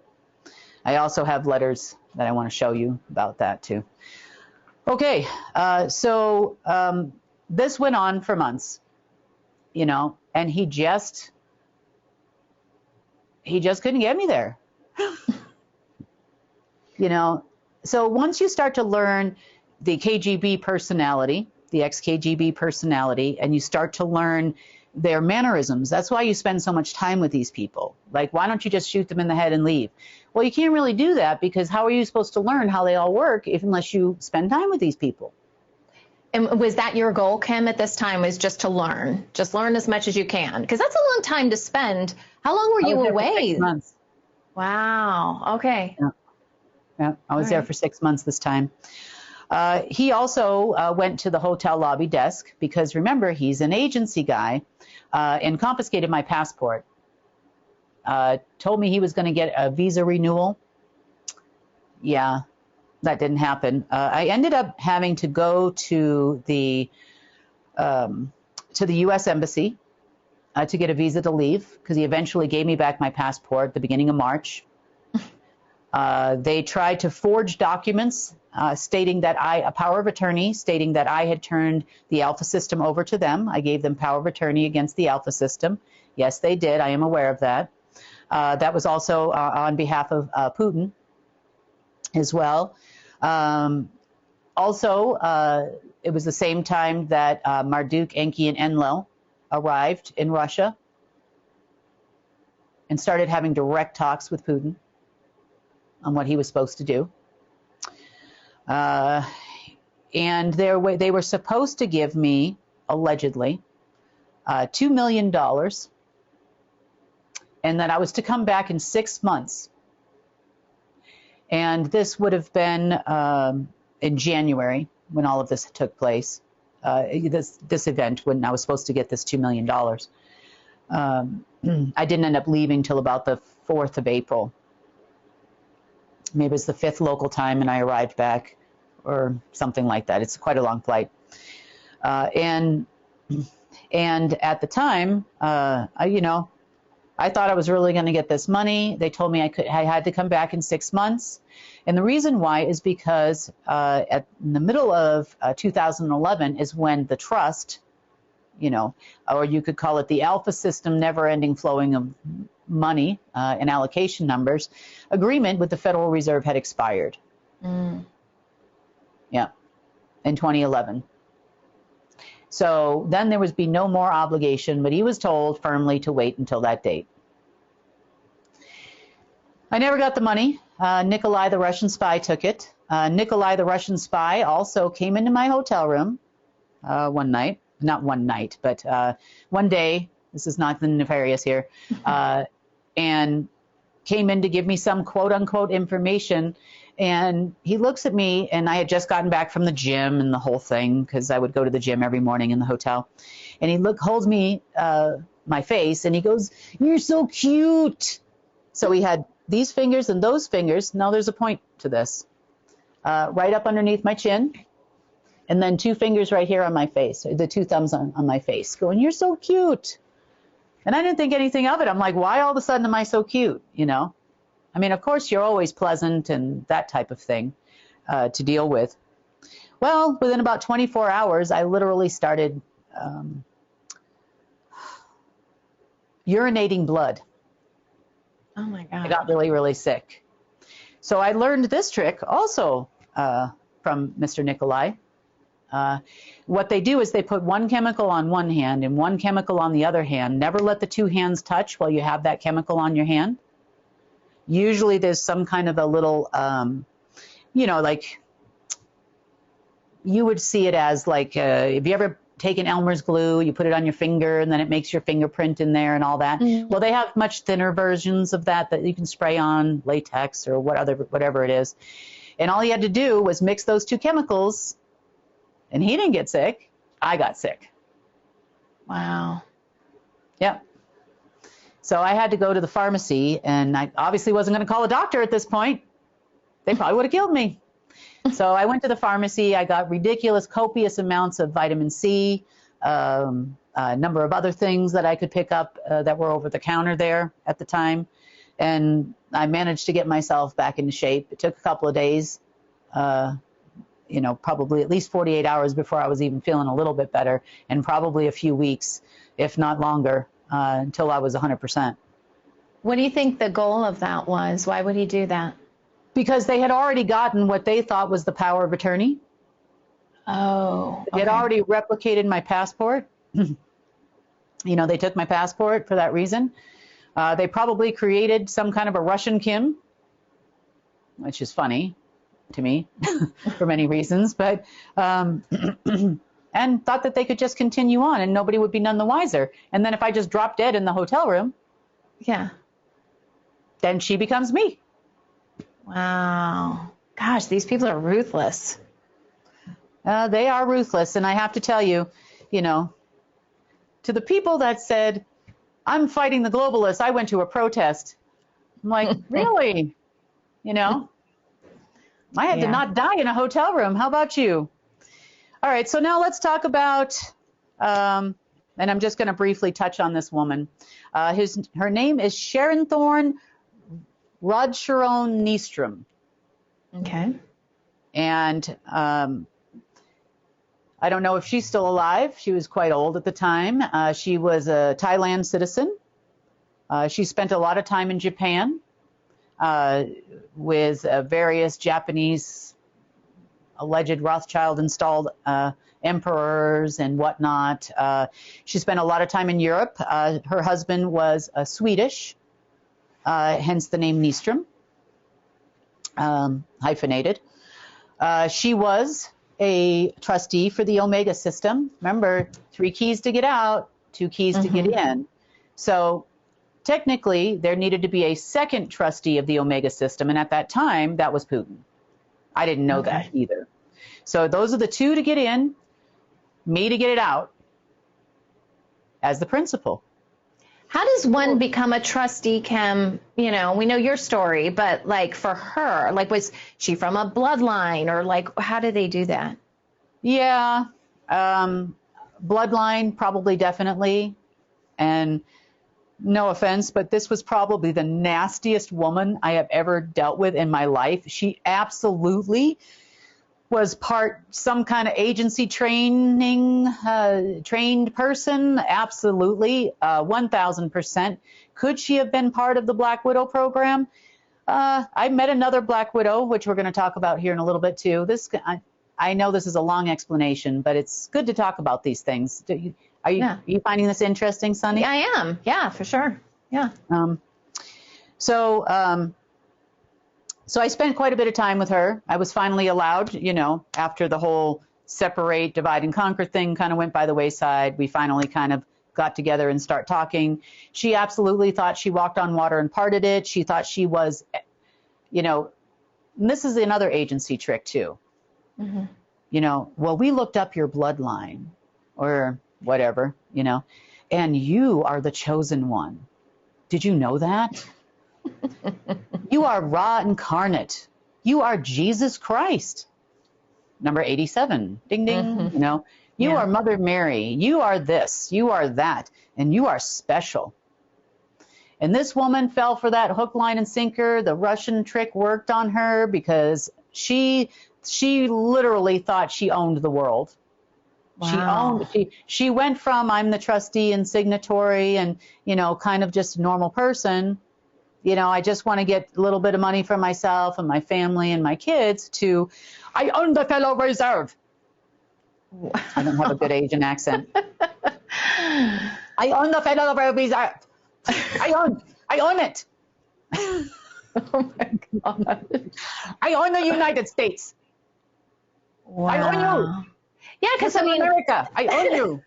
From her photo, I mean, photos can be deceiving, but she looks like a nice old lady you see in the grocery store or something like that. Like, obviously, the real life version is a little different. Yeah, absolutely not. So the whole purpose behind this exercise was actually, you know, this is before I knew the Treasury wasn't actually government and who they actually were. And I have a letter here that was to the Treasury Department. That we'll pull up here. And I just cut off the top of it just so that you can see. It obviously talks about the fact that, you know, corporation this and government that. And we were trying to, or I was trying to, repair the economy of the U.S. Because we had just gone through a market crash a couple years prior. So that was the purpose of this exercise when I ran into the crazy lady and thought that I could make that actually work. And I really wasn't concerned about, I didn't know anything about black suns. I knew about the Rothschild family. I knew about the Illuminati because I had already been to London previously. Mm-hmm. Yeah.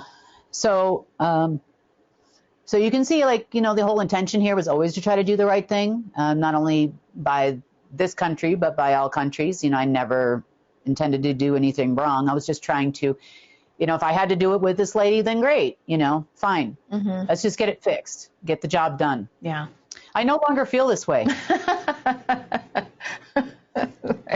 I just thought I'd let you know. I no longer feel this way about this person if she's still alive. I no longer feel this way about the government. I no longer feel this way about Langley 5 generals and we'll work with everybody and sing Kumbaya like Tom Melbo wants to tell everybody. But I don't. I don't have those feelings. There's no feelings involved here for many different reasons. You know, hilariously so. Also had some dealings with someone who's you know by name, but now you're going to know by face. Let's put him up here. Let's talk about Bring him on down. Come on down. Mr. Lee. You're the next contestant on The Black Sun is Wrong. Here you are. Here's Mr. Lee, the dry cleaner that passed away last year. Yeah. Mr. Lee hid in plain sight, but when I met him, he wasn't there. He was over in Asia. Okay. Yes. Mr. Lee was also trying to hack into some lines of credit that he couldn't get any access to on behalf of Mei Hua at the time, one of the ladies there. And we're going to meet one of Mei Hua's little friends here in a moment as we go forward. But yes, meet Mr. Lee. So if you don't think I didn't know, did you really write Chuck Lee?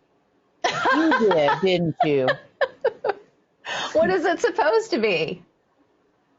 Oh, God, I can't even remember. His name, General Lee, always was General Lee. It says Chuck. Chuck. Oh, my God, his real name's Chuck Lee. That's funny. Now, that's hilarious. There's the real-life Chuck Lee. Well-trained Black Sun general, 5-star general in China. There's Chuck Lee. Yeah. Then eventually, you know, even though he wasn't born in China, and I see that, don't get me wrong, he was also related to Mr. Parks, part of Langley 5, who passed away also this year. Mr. Parks was also from Korea. Mm-hmm. So not all Langley 5 are Americans, so don't think they are. They're from all over the world. So I just thought I'd pull that out. I ran across it. I was like, oh, my gosh, I forgot about this guy. Let's talk about the dry cleaner. Make a little fun. Yeah. All right. Now, I want to talk to you about handler number. I don't know what number I'm on at this moment in time, but let's talk about him. Jesper Ellerman. Okay. Jesper Ellerman has been all over the world, running around with documents that I haven't spoken to him since 2017, most likely for discrediting purposes, I would say. Now, Jesper, his real name is Peter. Peter worked for his father, Jesper, who was also known as the Jack. Mm-hmm. The Jack is a title in the tables of the Silent Circle. Okay? Okay. So you could say that I spent, let's see, I met him in 2013. First time he ever met me was in 1998 in the Bahamas, but I didn't know that at the time. But we met in 2013 by phone. And the first thing he says is, I'm an assassin. I said, okay. He goes, and he says to me, it's pretty funny. He says, you're not afraid. I said, well, let me see. If I get really afraid, is it going to stop you from coming after me and trying to kill me? He goes, no. And I said, okay, then what's the point? You know, you obviously called me for a reason. What is it you want? You know, well, it turns out it's handler number, however many we're on now here. We met in person in 2014. He came to Arizona. At the time, it was in Tucson. We spent a number of hours talking to each other, that kind of thing. Security plans. He wanted to be a part of the Global Intelligence Agency, and he was for a time. He also is responsible for making the $1 deal with the Silent Circle. So you can give him that. And then he too lost his noodle around the end of December 2016 to December 2017. So sometime within that time frame. Now, part of the reason why he started to lose his noodle is because I had just got to Durango, Colorado. And Mr. Johnson was my handler here, member of the Johnson crew in every way.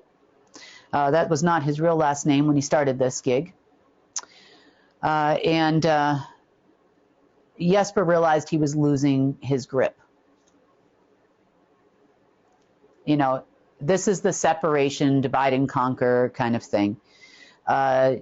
So he knew he wasn't in control, but I still learned some things in that year time span on who these people were and why this town existed.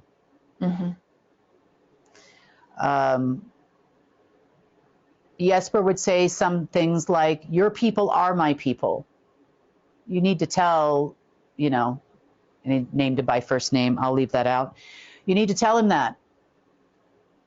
And so I told him that. I said, well, Jesper says his people are your people. He goes, well, we don't have any of those people there, and, you know, that type of thing here. And I said, well, I don't know. He says your people are his people. Now, I had no idea that they were all part of the Order of the Black Sun at the time. A term like that came along about a year or so later. But I kept all of these things in the back of my mind, you know, as I moved forward, all the things that Jesper had taught me about. Jesper and I made another second trip in 2015 over to Russia together. You know, we stayed at various Airbnbs around the city. We're there for probably about 3 weeks. That was the time when I met Marduk. He did not go to that. You know, yeah, it was an experience and a half, that's for sure. But yes, they had been there since I was there the last time. So 5 years later, you know, 4 years later, whatever it was, they were still there. So Jesper had a lot of connections around the world. He had connections with the Hells Angels, Colombian Mafia, IRA, Russian mafias groups, because there's plural, the Yakuza, the Triads, you name it, he had those connections. As you know, all these different groups are just different sides of the Order of the Black Sun. So that was that story. There's a lot I could tell you about that in between, but probably for another day because we've been going for quite a while now. So let's talk about China's Black Widow program and the first time I learned about that. That would have been in about 2013. And here's Miss Sim-Sin Yi. Miss Sim-Sin Yi worked for the head of the organization. Madam Wu was her name. She also called them the Sisters, the Seven Sisters, not to be confused with the Seven Sister Oil Companies, but there were seven sisters that predominantly ran it and inbred people from all over Asia for the program. So I'm having a conversations with this lady about potentially funding China. Okay, the government, whatnot, projects. There was a deep sea port they wanted to build and a few other things. And I was like, okay, that sounds great. You know, let's do that. And I didn't know until what a real Black Widow was until her husband called me one day. He got my phone number, I guess, and said that she has lost her mind. And I still have notes to this day, which I kept a copy because they were Skype conversations. They were written conversations I had with her, where she starts telling me things like, I'm prime zero, I'm the absolute zero, I'm the nothing, you know, you are one, I am zero, all of this kind of crazy stuff. And how are the prime wars going? Do you still have your tetrahedron head? Do you know what that means now? We all do. We all had that. And you know, that kind of stuff. And that was because Omega, and it says, I'm using the yellow channel right now. We now know what the yellow was. It was a plane between the plane of existence that existed for the Asian families. We now know what that would mean if you were talking to somebody and they had an issue and an interruption in the yellow plane of existence at any given moment, which could be done with or without a computer system. I'm using this channel to contact you, that type of thing. That's because they have implants in their head from Omega at the time. Wow. That's right. All the family members did. You remember me talking to you about the structure underneath Washington, D.C., and also the one under the Kremlin and the one in China, where the Bronze Temple is, and all of those types of things. So I learned a lot also from the crazy Black Widow lady. I started learning about what's the yellow plane, what's the yellow channel, what's this, what's that, what's the Prime Wars, what are they talking about, you know, and why is she calling me of all people, telling me this whole story? And I had subsequent emails from her.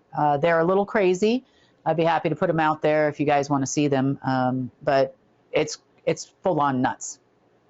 I don't know whatever happened to her. She stopped eating. I think whatever it was that was trying to kill her. The Omega system or whatever was talking to her in her head was trying to kill her. Don't know if it was successful or not, because after that crazy conversation, I really didn't have any further talks with her at that time. Okay, along with Simpson Yee, she worked very closely with the Smiths. You've watched The Matrix? Well, here's the Smith for you. This is an MI6 agent with the last name of Smith. Now, he is not just MI6. He's an agent. He's an operative. These are your Mr. Smiths, guys. This is just one as an example. So I can prove to you they work together very closely. I don't know who was which one's handler at the time, but I often when you would talk to one, you would talk to the other. They would both be on the phone. They didn't want to not permit you to be on the phone with the other people. So I thought I'd introduce you to a Mr. Smith. Now, I also knew how I came to learn about MI6 and how they work internally and all that kind of stuff was not only from Mr. Smith here, it was also from a man by the name of Colin Armstrong Bell. At least that was his name that he gave me. He also went by other code names like Johnny Applebard. He was Scottish. He was from Scotland.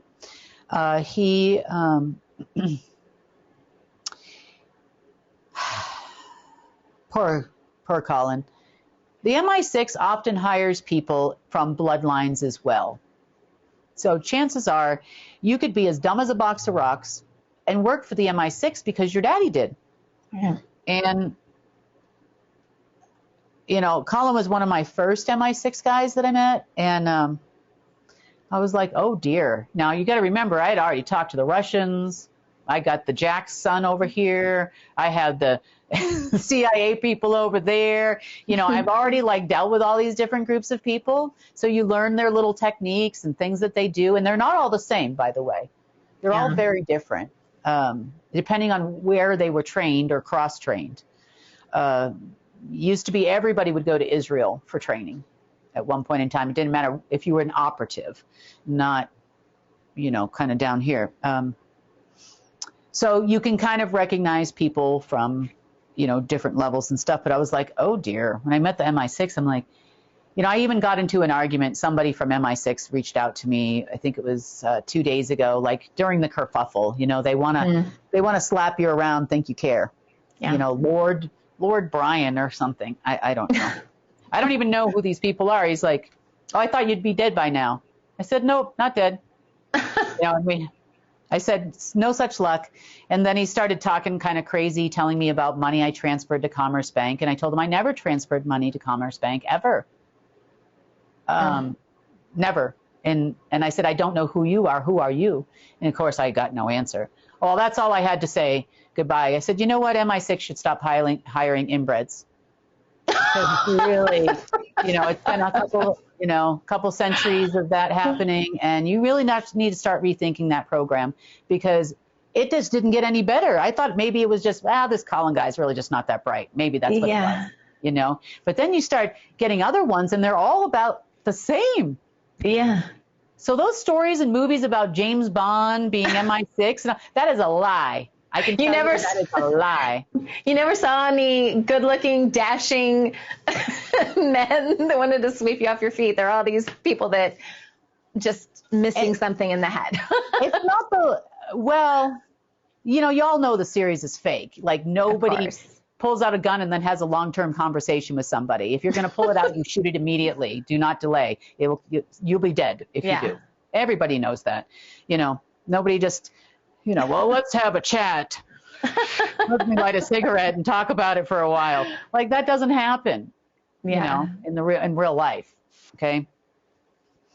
All right. Let's talk a little bit about, and I'm going to give you this for a reason. Let's talk about locally here. We don't have a picture of this guy, and probably also, you know, if I did, it probably disappeared off my computer and everything else. Mr. Johnson, I'm just going to call him Mr. Johnson. It is not the Speaker of the House, I can tell you that.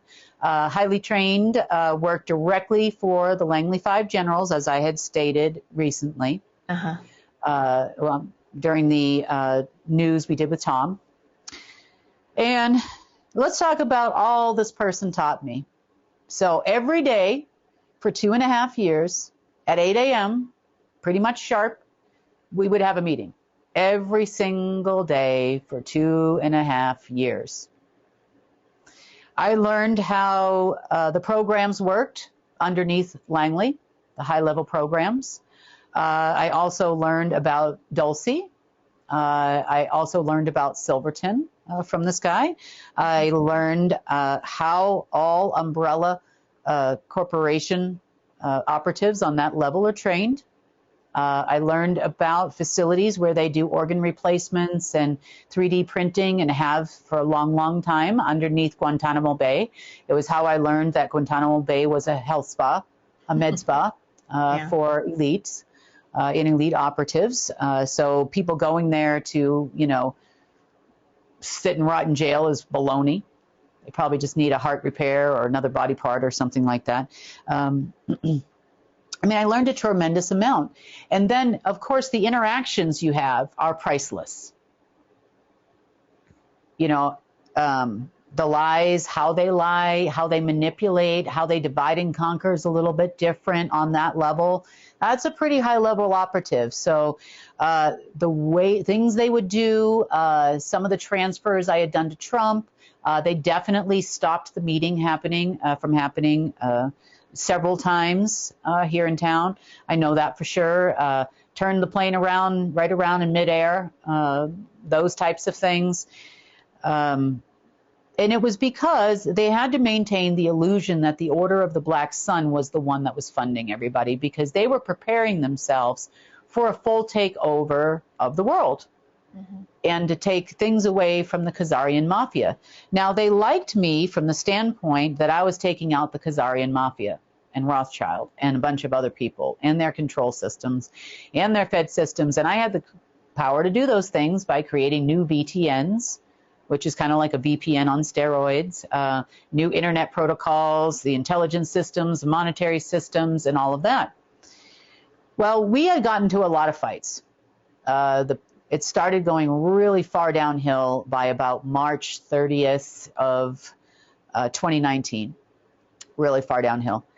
There's only so much bull-loney that you can take in before you just can't take it anymore. Yeah. And he rocks up, it was like midnight one night, he rocks up and starts to feed me the biggest line of baloney I have ever heard. And maybe I was just tired, or maybe I was just sick of it. And I let him have it. I let this man have it. And it was about everything he had said for 2.5 years to me that I knew was a lie. And I just kept going, rattling them off, one after the other, after the other, after the other, for hours. And of course, he would tell lies to me about other people in the room as well, you know, so that were in the room that night. And you know, so I looked at that person, you know, and I'd say, okay, tell him what you told me, you know. You went down to the ice maker, don't you remember? You know, you went down to the ice maker, and come on, tell him what he did, you know. Yeah. And this guy's like laughing, you know. I mean, it's funny because, you know, I called him on everything for years.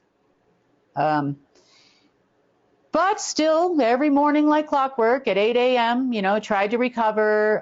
Then you go into, see, with the American trained ones, you go into the things like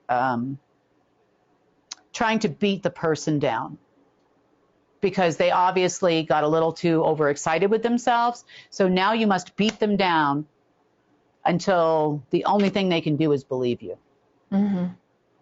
So it would start, Americans start with a flirt, you know, typically, you know, that's how they play, you know, and then you go from the flirting part to the, if you don't buy it, then you go from there to the threatening part. Let me scare the crap out of her, you know, so she'll do what we want her to do. And if the threatening part doesn't work, then they're going to beat you down so you'll accept one of the two. Like physically, you're talking about? Well, they start emotionally first, you know. It's an emotional thing, really, because physical harm makes people angrier. When you're trying to manipulate them to do something, you're not trying to kill them, you're trying to manipulate them to do something. Yeah. So physical harm makes people angrier, and they will come to hate you. Okay? So they could do other things like poison you, which happened twice since I've been here. Okay? They can poison you, break you down so you feel ill, you can't move, you don't want to do anything, you know, that kind of thing. You become a little docile, obviously, when you're sick. You know, you want to sleep all day or whatever it is. And other things they do with women is very atypical. So with a female, they will, like, here's an example of one thing. I had to renew my passport while I was here. And, you know, I went down to Walgreens like everybody does here in America, you know, or somewhere to get your passport pictures taken, the whole thing, normal stuff. And the picture didn't look that bad, you know, so I get the passport back finally. And I'm looking at it, I'm like, what did you do with the picture? Like, this is the picture. And the guy says to me, he says, well, you kind of look like a bulldog, so we thought we'd make you look more like a bulldog so you didn't come up on facial recognition. I'm like, but facial recognition is done by bone structure. And he goes, well, you know, does it really matter? I go, well, does my passport work? Can I fly out of the country with it? And he said, well, yeah, you can. And I said, okay, that's all I care about, you know. But they kept driving home the fact that, you know, you're ugly, you're this, you're that. And that's just a thing, you know, it's part of the beating down process. So that's why, you know, when you're sitting in a car with one of these agents, you know, you just laugh it off, you know, you got to laugh it off. And so what Timo Bubba does is a joke. That's a joke. They're a joke. This guy could literally have reached across the car and choked me in the car.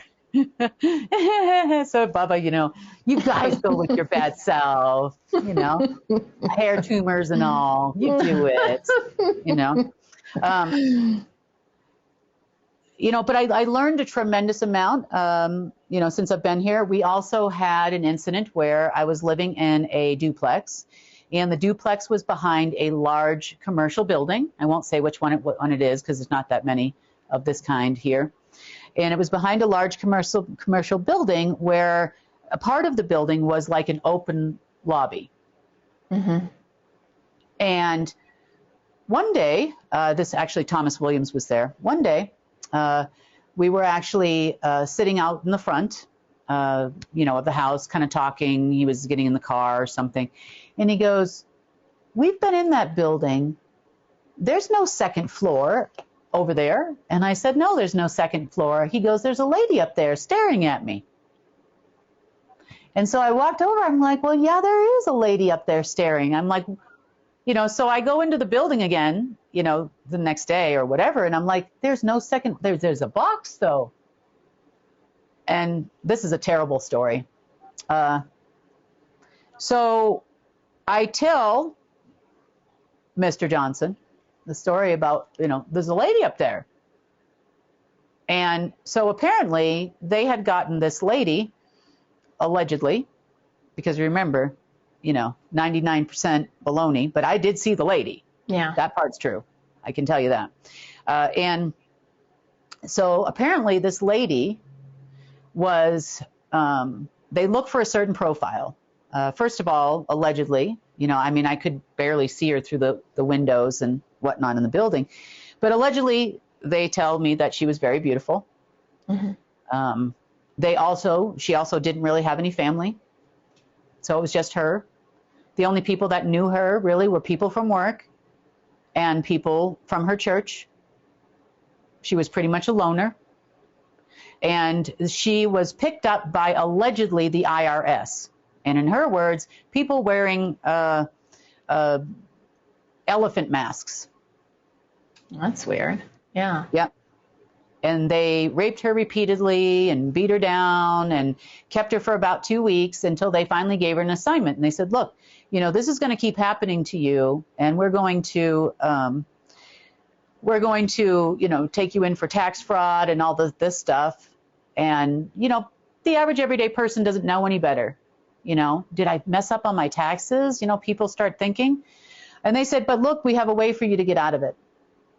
You need to go to Durango, Colorado. This is what we're going to do.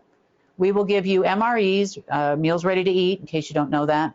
And you have to take them at specific times of day. And don't take them out of order.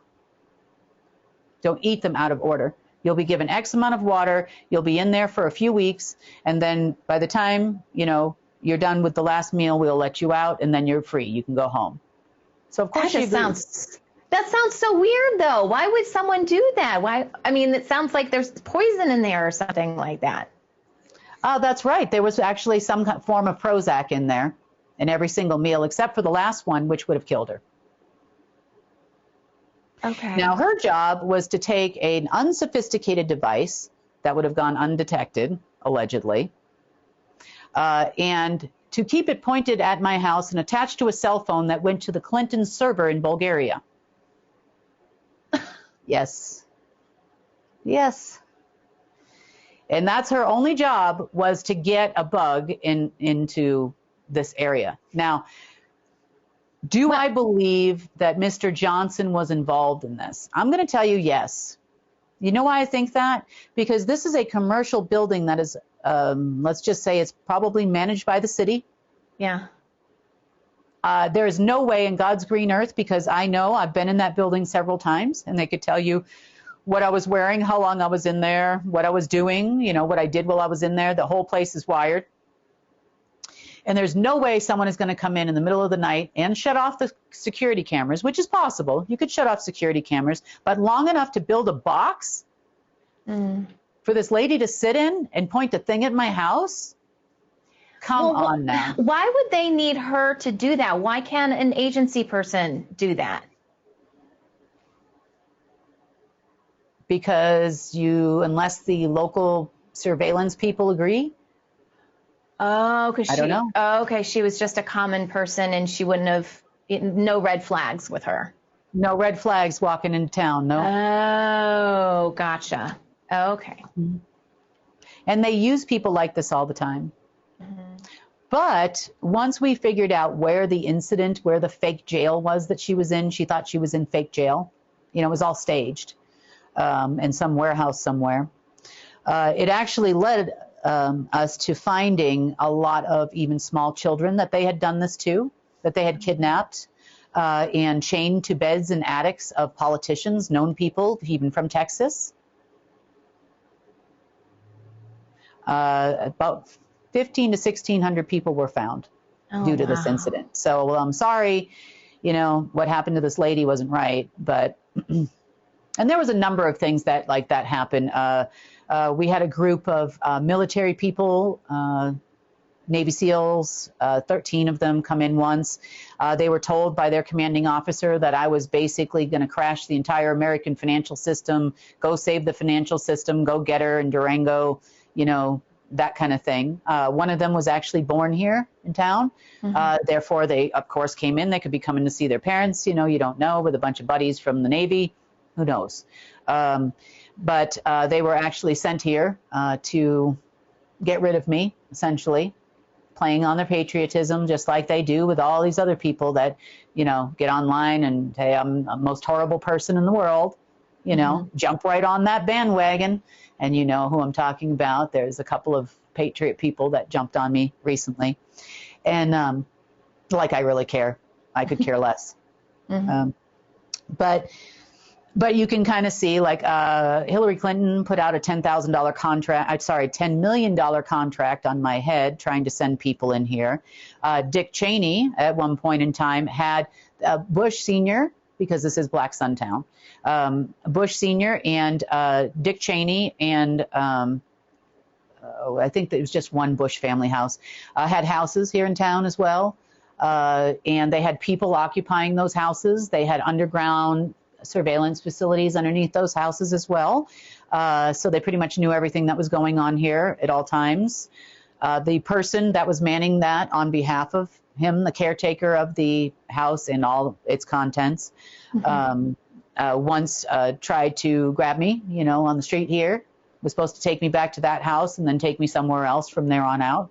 That happened since I've been here. So there's been a number of incidents since I've been here that were actually situations, like real situations that really happened, in my life. As you can see, like, anybody can tell you stories about what they saw, what they happened, some guy I know, but I just gave you all the passport information on it on purpose. Now let's talk about part of the reason why I told you all of this. I mean, in part for you, but in part so you understand the rest of this story. So look, we talked about the Global Intelligence Agency and who they were. We talked about who we are now, I should say, with myself as the director. Now we're down to some operatives on the SSP operative level. These are, Monarch, whoever they are, remaining SSP operatives. And they told the whole world, including the reason why that cute little clock counts, I can't mention it because I'll get kicked off, counting down about a gateway opening. Now, by January 12th, or the first first new moon after the solstice time, is of critical importance to these people who still think they work for the GIA, but you don't. Okay?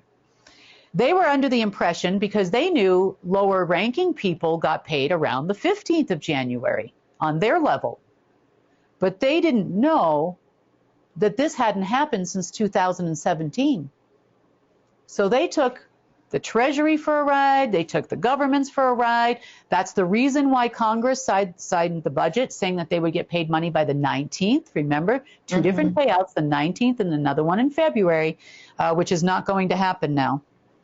Now, the reason why they were under this impression is that on this day, what would actually take place is that is when the gateway for travel would happen. It was also when a gateway between Alpha System and Omega System used to open when we were in a dark age. We're not there anymore. Next thing is, they don't run the Global Intelligence Agency anymore. Sorry, you're not even a part of it, actually. The money would always come through to two different places, Development Bank of Singapore, also known as DBS Bank, and the other place would be HSBC in Hong Kong, which is why you constantly see a bunch of alphabet soup, I call it. There's a floor there called, I think it's the, I want to say it might be the 13th floor or something like that. But anyway, of the building, it's a pretty big building there. And I used to call it the alphabet soup floor because it was just all full of agencies from all over the world. And it was part of the place where a lot of high-level trading would actually happen. So these guys got all excited because now they're, quote-unquote, claiming they're in charge. They've got the clock counting down because the gateway was supposed to open by midnight China time. And something actually happened. Do you want to know what it is? Yes. You're talking about midnight of the 12th, which is today. No, midnight last night China time. Last night, China time. Okay, gotcha. Yes, last night in China. Okay. So what happened? It's actually kind of a funny story, really. So, we're in the light age now, which means the only gateway that ever opens, is a gateway to source. Yeah.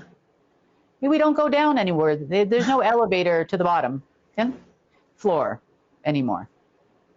So the gateway started opening to source today, which is amazing for us, which is really good for us. Yeah. Because it's a time of abundant energy coming directly from source. And in the past, we got some really nasty stuff. Yeah. So they were like, yay, it opened, the gateway's open, woohoo, and they even put it on the clock thing. And after about an hour or two goes by, and as it gets further and further, for that direct connection there, they realized it wasn't their gateway. But hey, if you're with the Treasury Department, government, or you're an operative waiting for your money, it'll all work out by 3 o'clock today Eastern Standard Time. Don't worry, we got this. So just another day ending in Y. We'll see what the clock resets to next, But they're not with Global Intelligence Agency. Therefore, they did not get any money. If anything, we just got more stipend on our end of it for the Global Intelligence Agency, which is very few people. And at the exact right time, we'll make it happen. Now, what does that mean? You never present something happening on the same day that they have promised something happening. You just don't. Because then they're going to claim that they did it. Oh, look, that's our gold. Remember the quantum financial system and the global reset is happening and the gold back thing? And we did that. Everybody needs to follow our orders and instructions. Yeah. Well, why did you end up paying Kimberly Gogan over there? I thought you said she was nothing. Why is that the only one you paid? Yeah. Anyway, but you see the point here. Yeah. So it's going to get a little rough probably this afternoon, by the time this airs to you. Takes a little longer to upload on Rumble and YouTube than it did on the app. Hopefully it's not as long on the new app, so we'll see. But that's pretty much the world situation report. Everybody was waiting with bated breath for their big whopping payouts today. Yeah, the 12th, that was the big day. They haven't had a contract to actually do security for this planet for years now. I mean, over a decade. The last time that system paid out was January 12th of 2017. And that was because in 2016, Marduk was still around and he liked you people. I actually don't, so don't really care. Yeah. Little knowledge is dangerous, isn't it? Yeah, it is. You know what I thought was interesting when you brought up did you call it a portal or a gateway that opened for these? Gateway. It was a gateway. Okay. I think it's interesting. I guess I picture if it's a gateway towards source, I just imagine light and beauty, whereas if something opened up that was, not for source, it was the other way, going the other way down, I picture darkness and nasty stuff. But apparently a gateway can open and be neutral, appear neutral. Is that correct?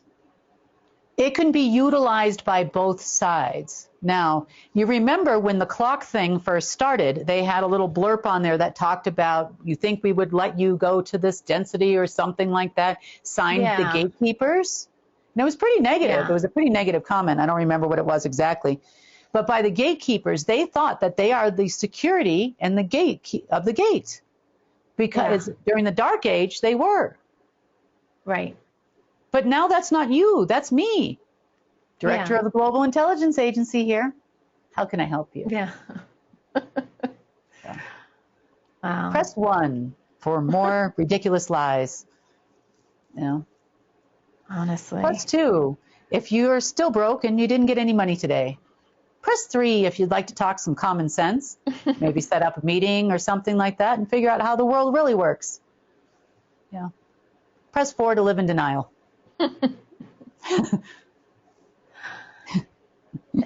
Press 5 to repeat these options constantly until you choose one. I know. So what do you think's going to happen? No, you don't have like a crystal ball to figure out what these crazy people are going to do. But like, this is the 12th. This was the big day. And then, you know, all the things that were happening within the markets or the bonds and things like that. I know last time we talked, you said there were a couple meetings going on. Can you update us?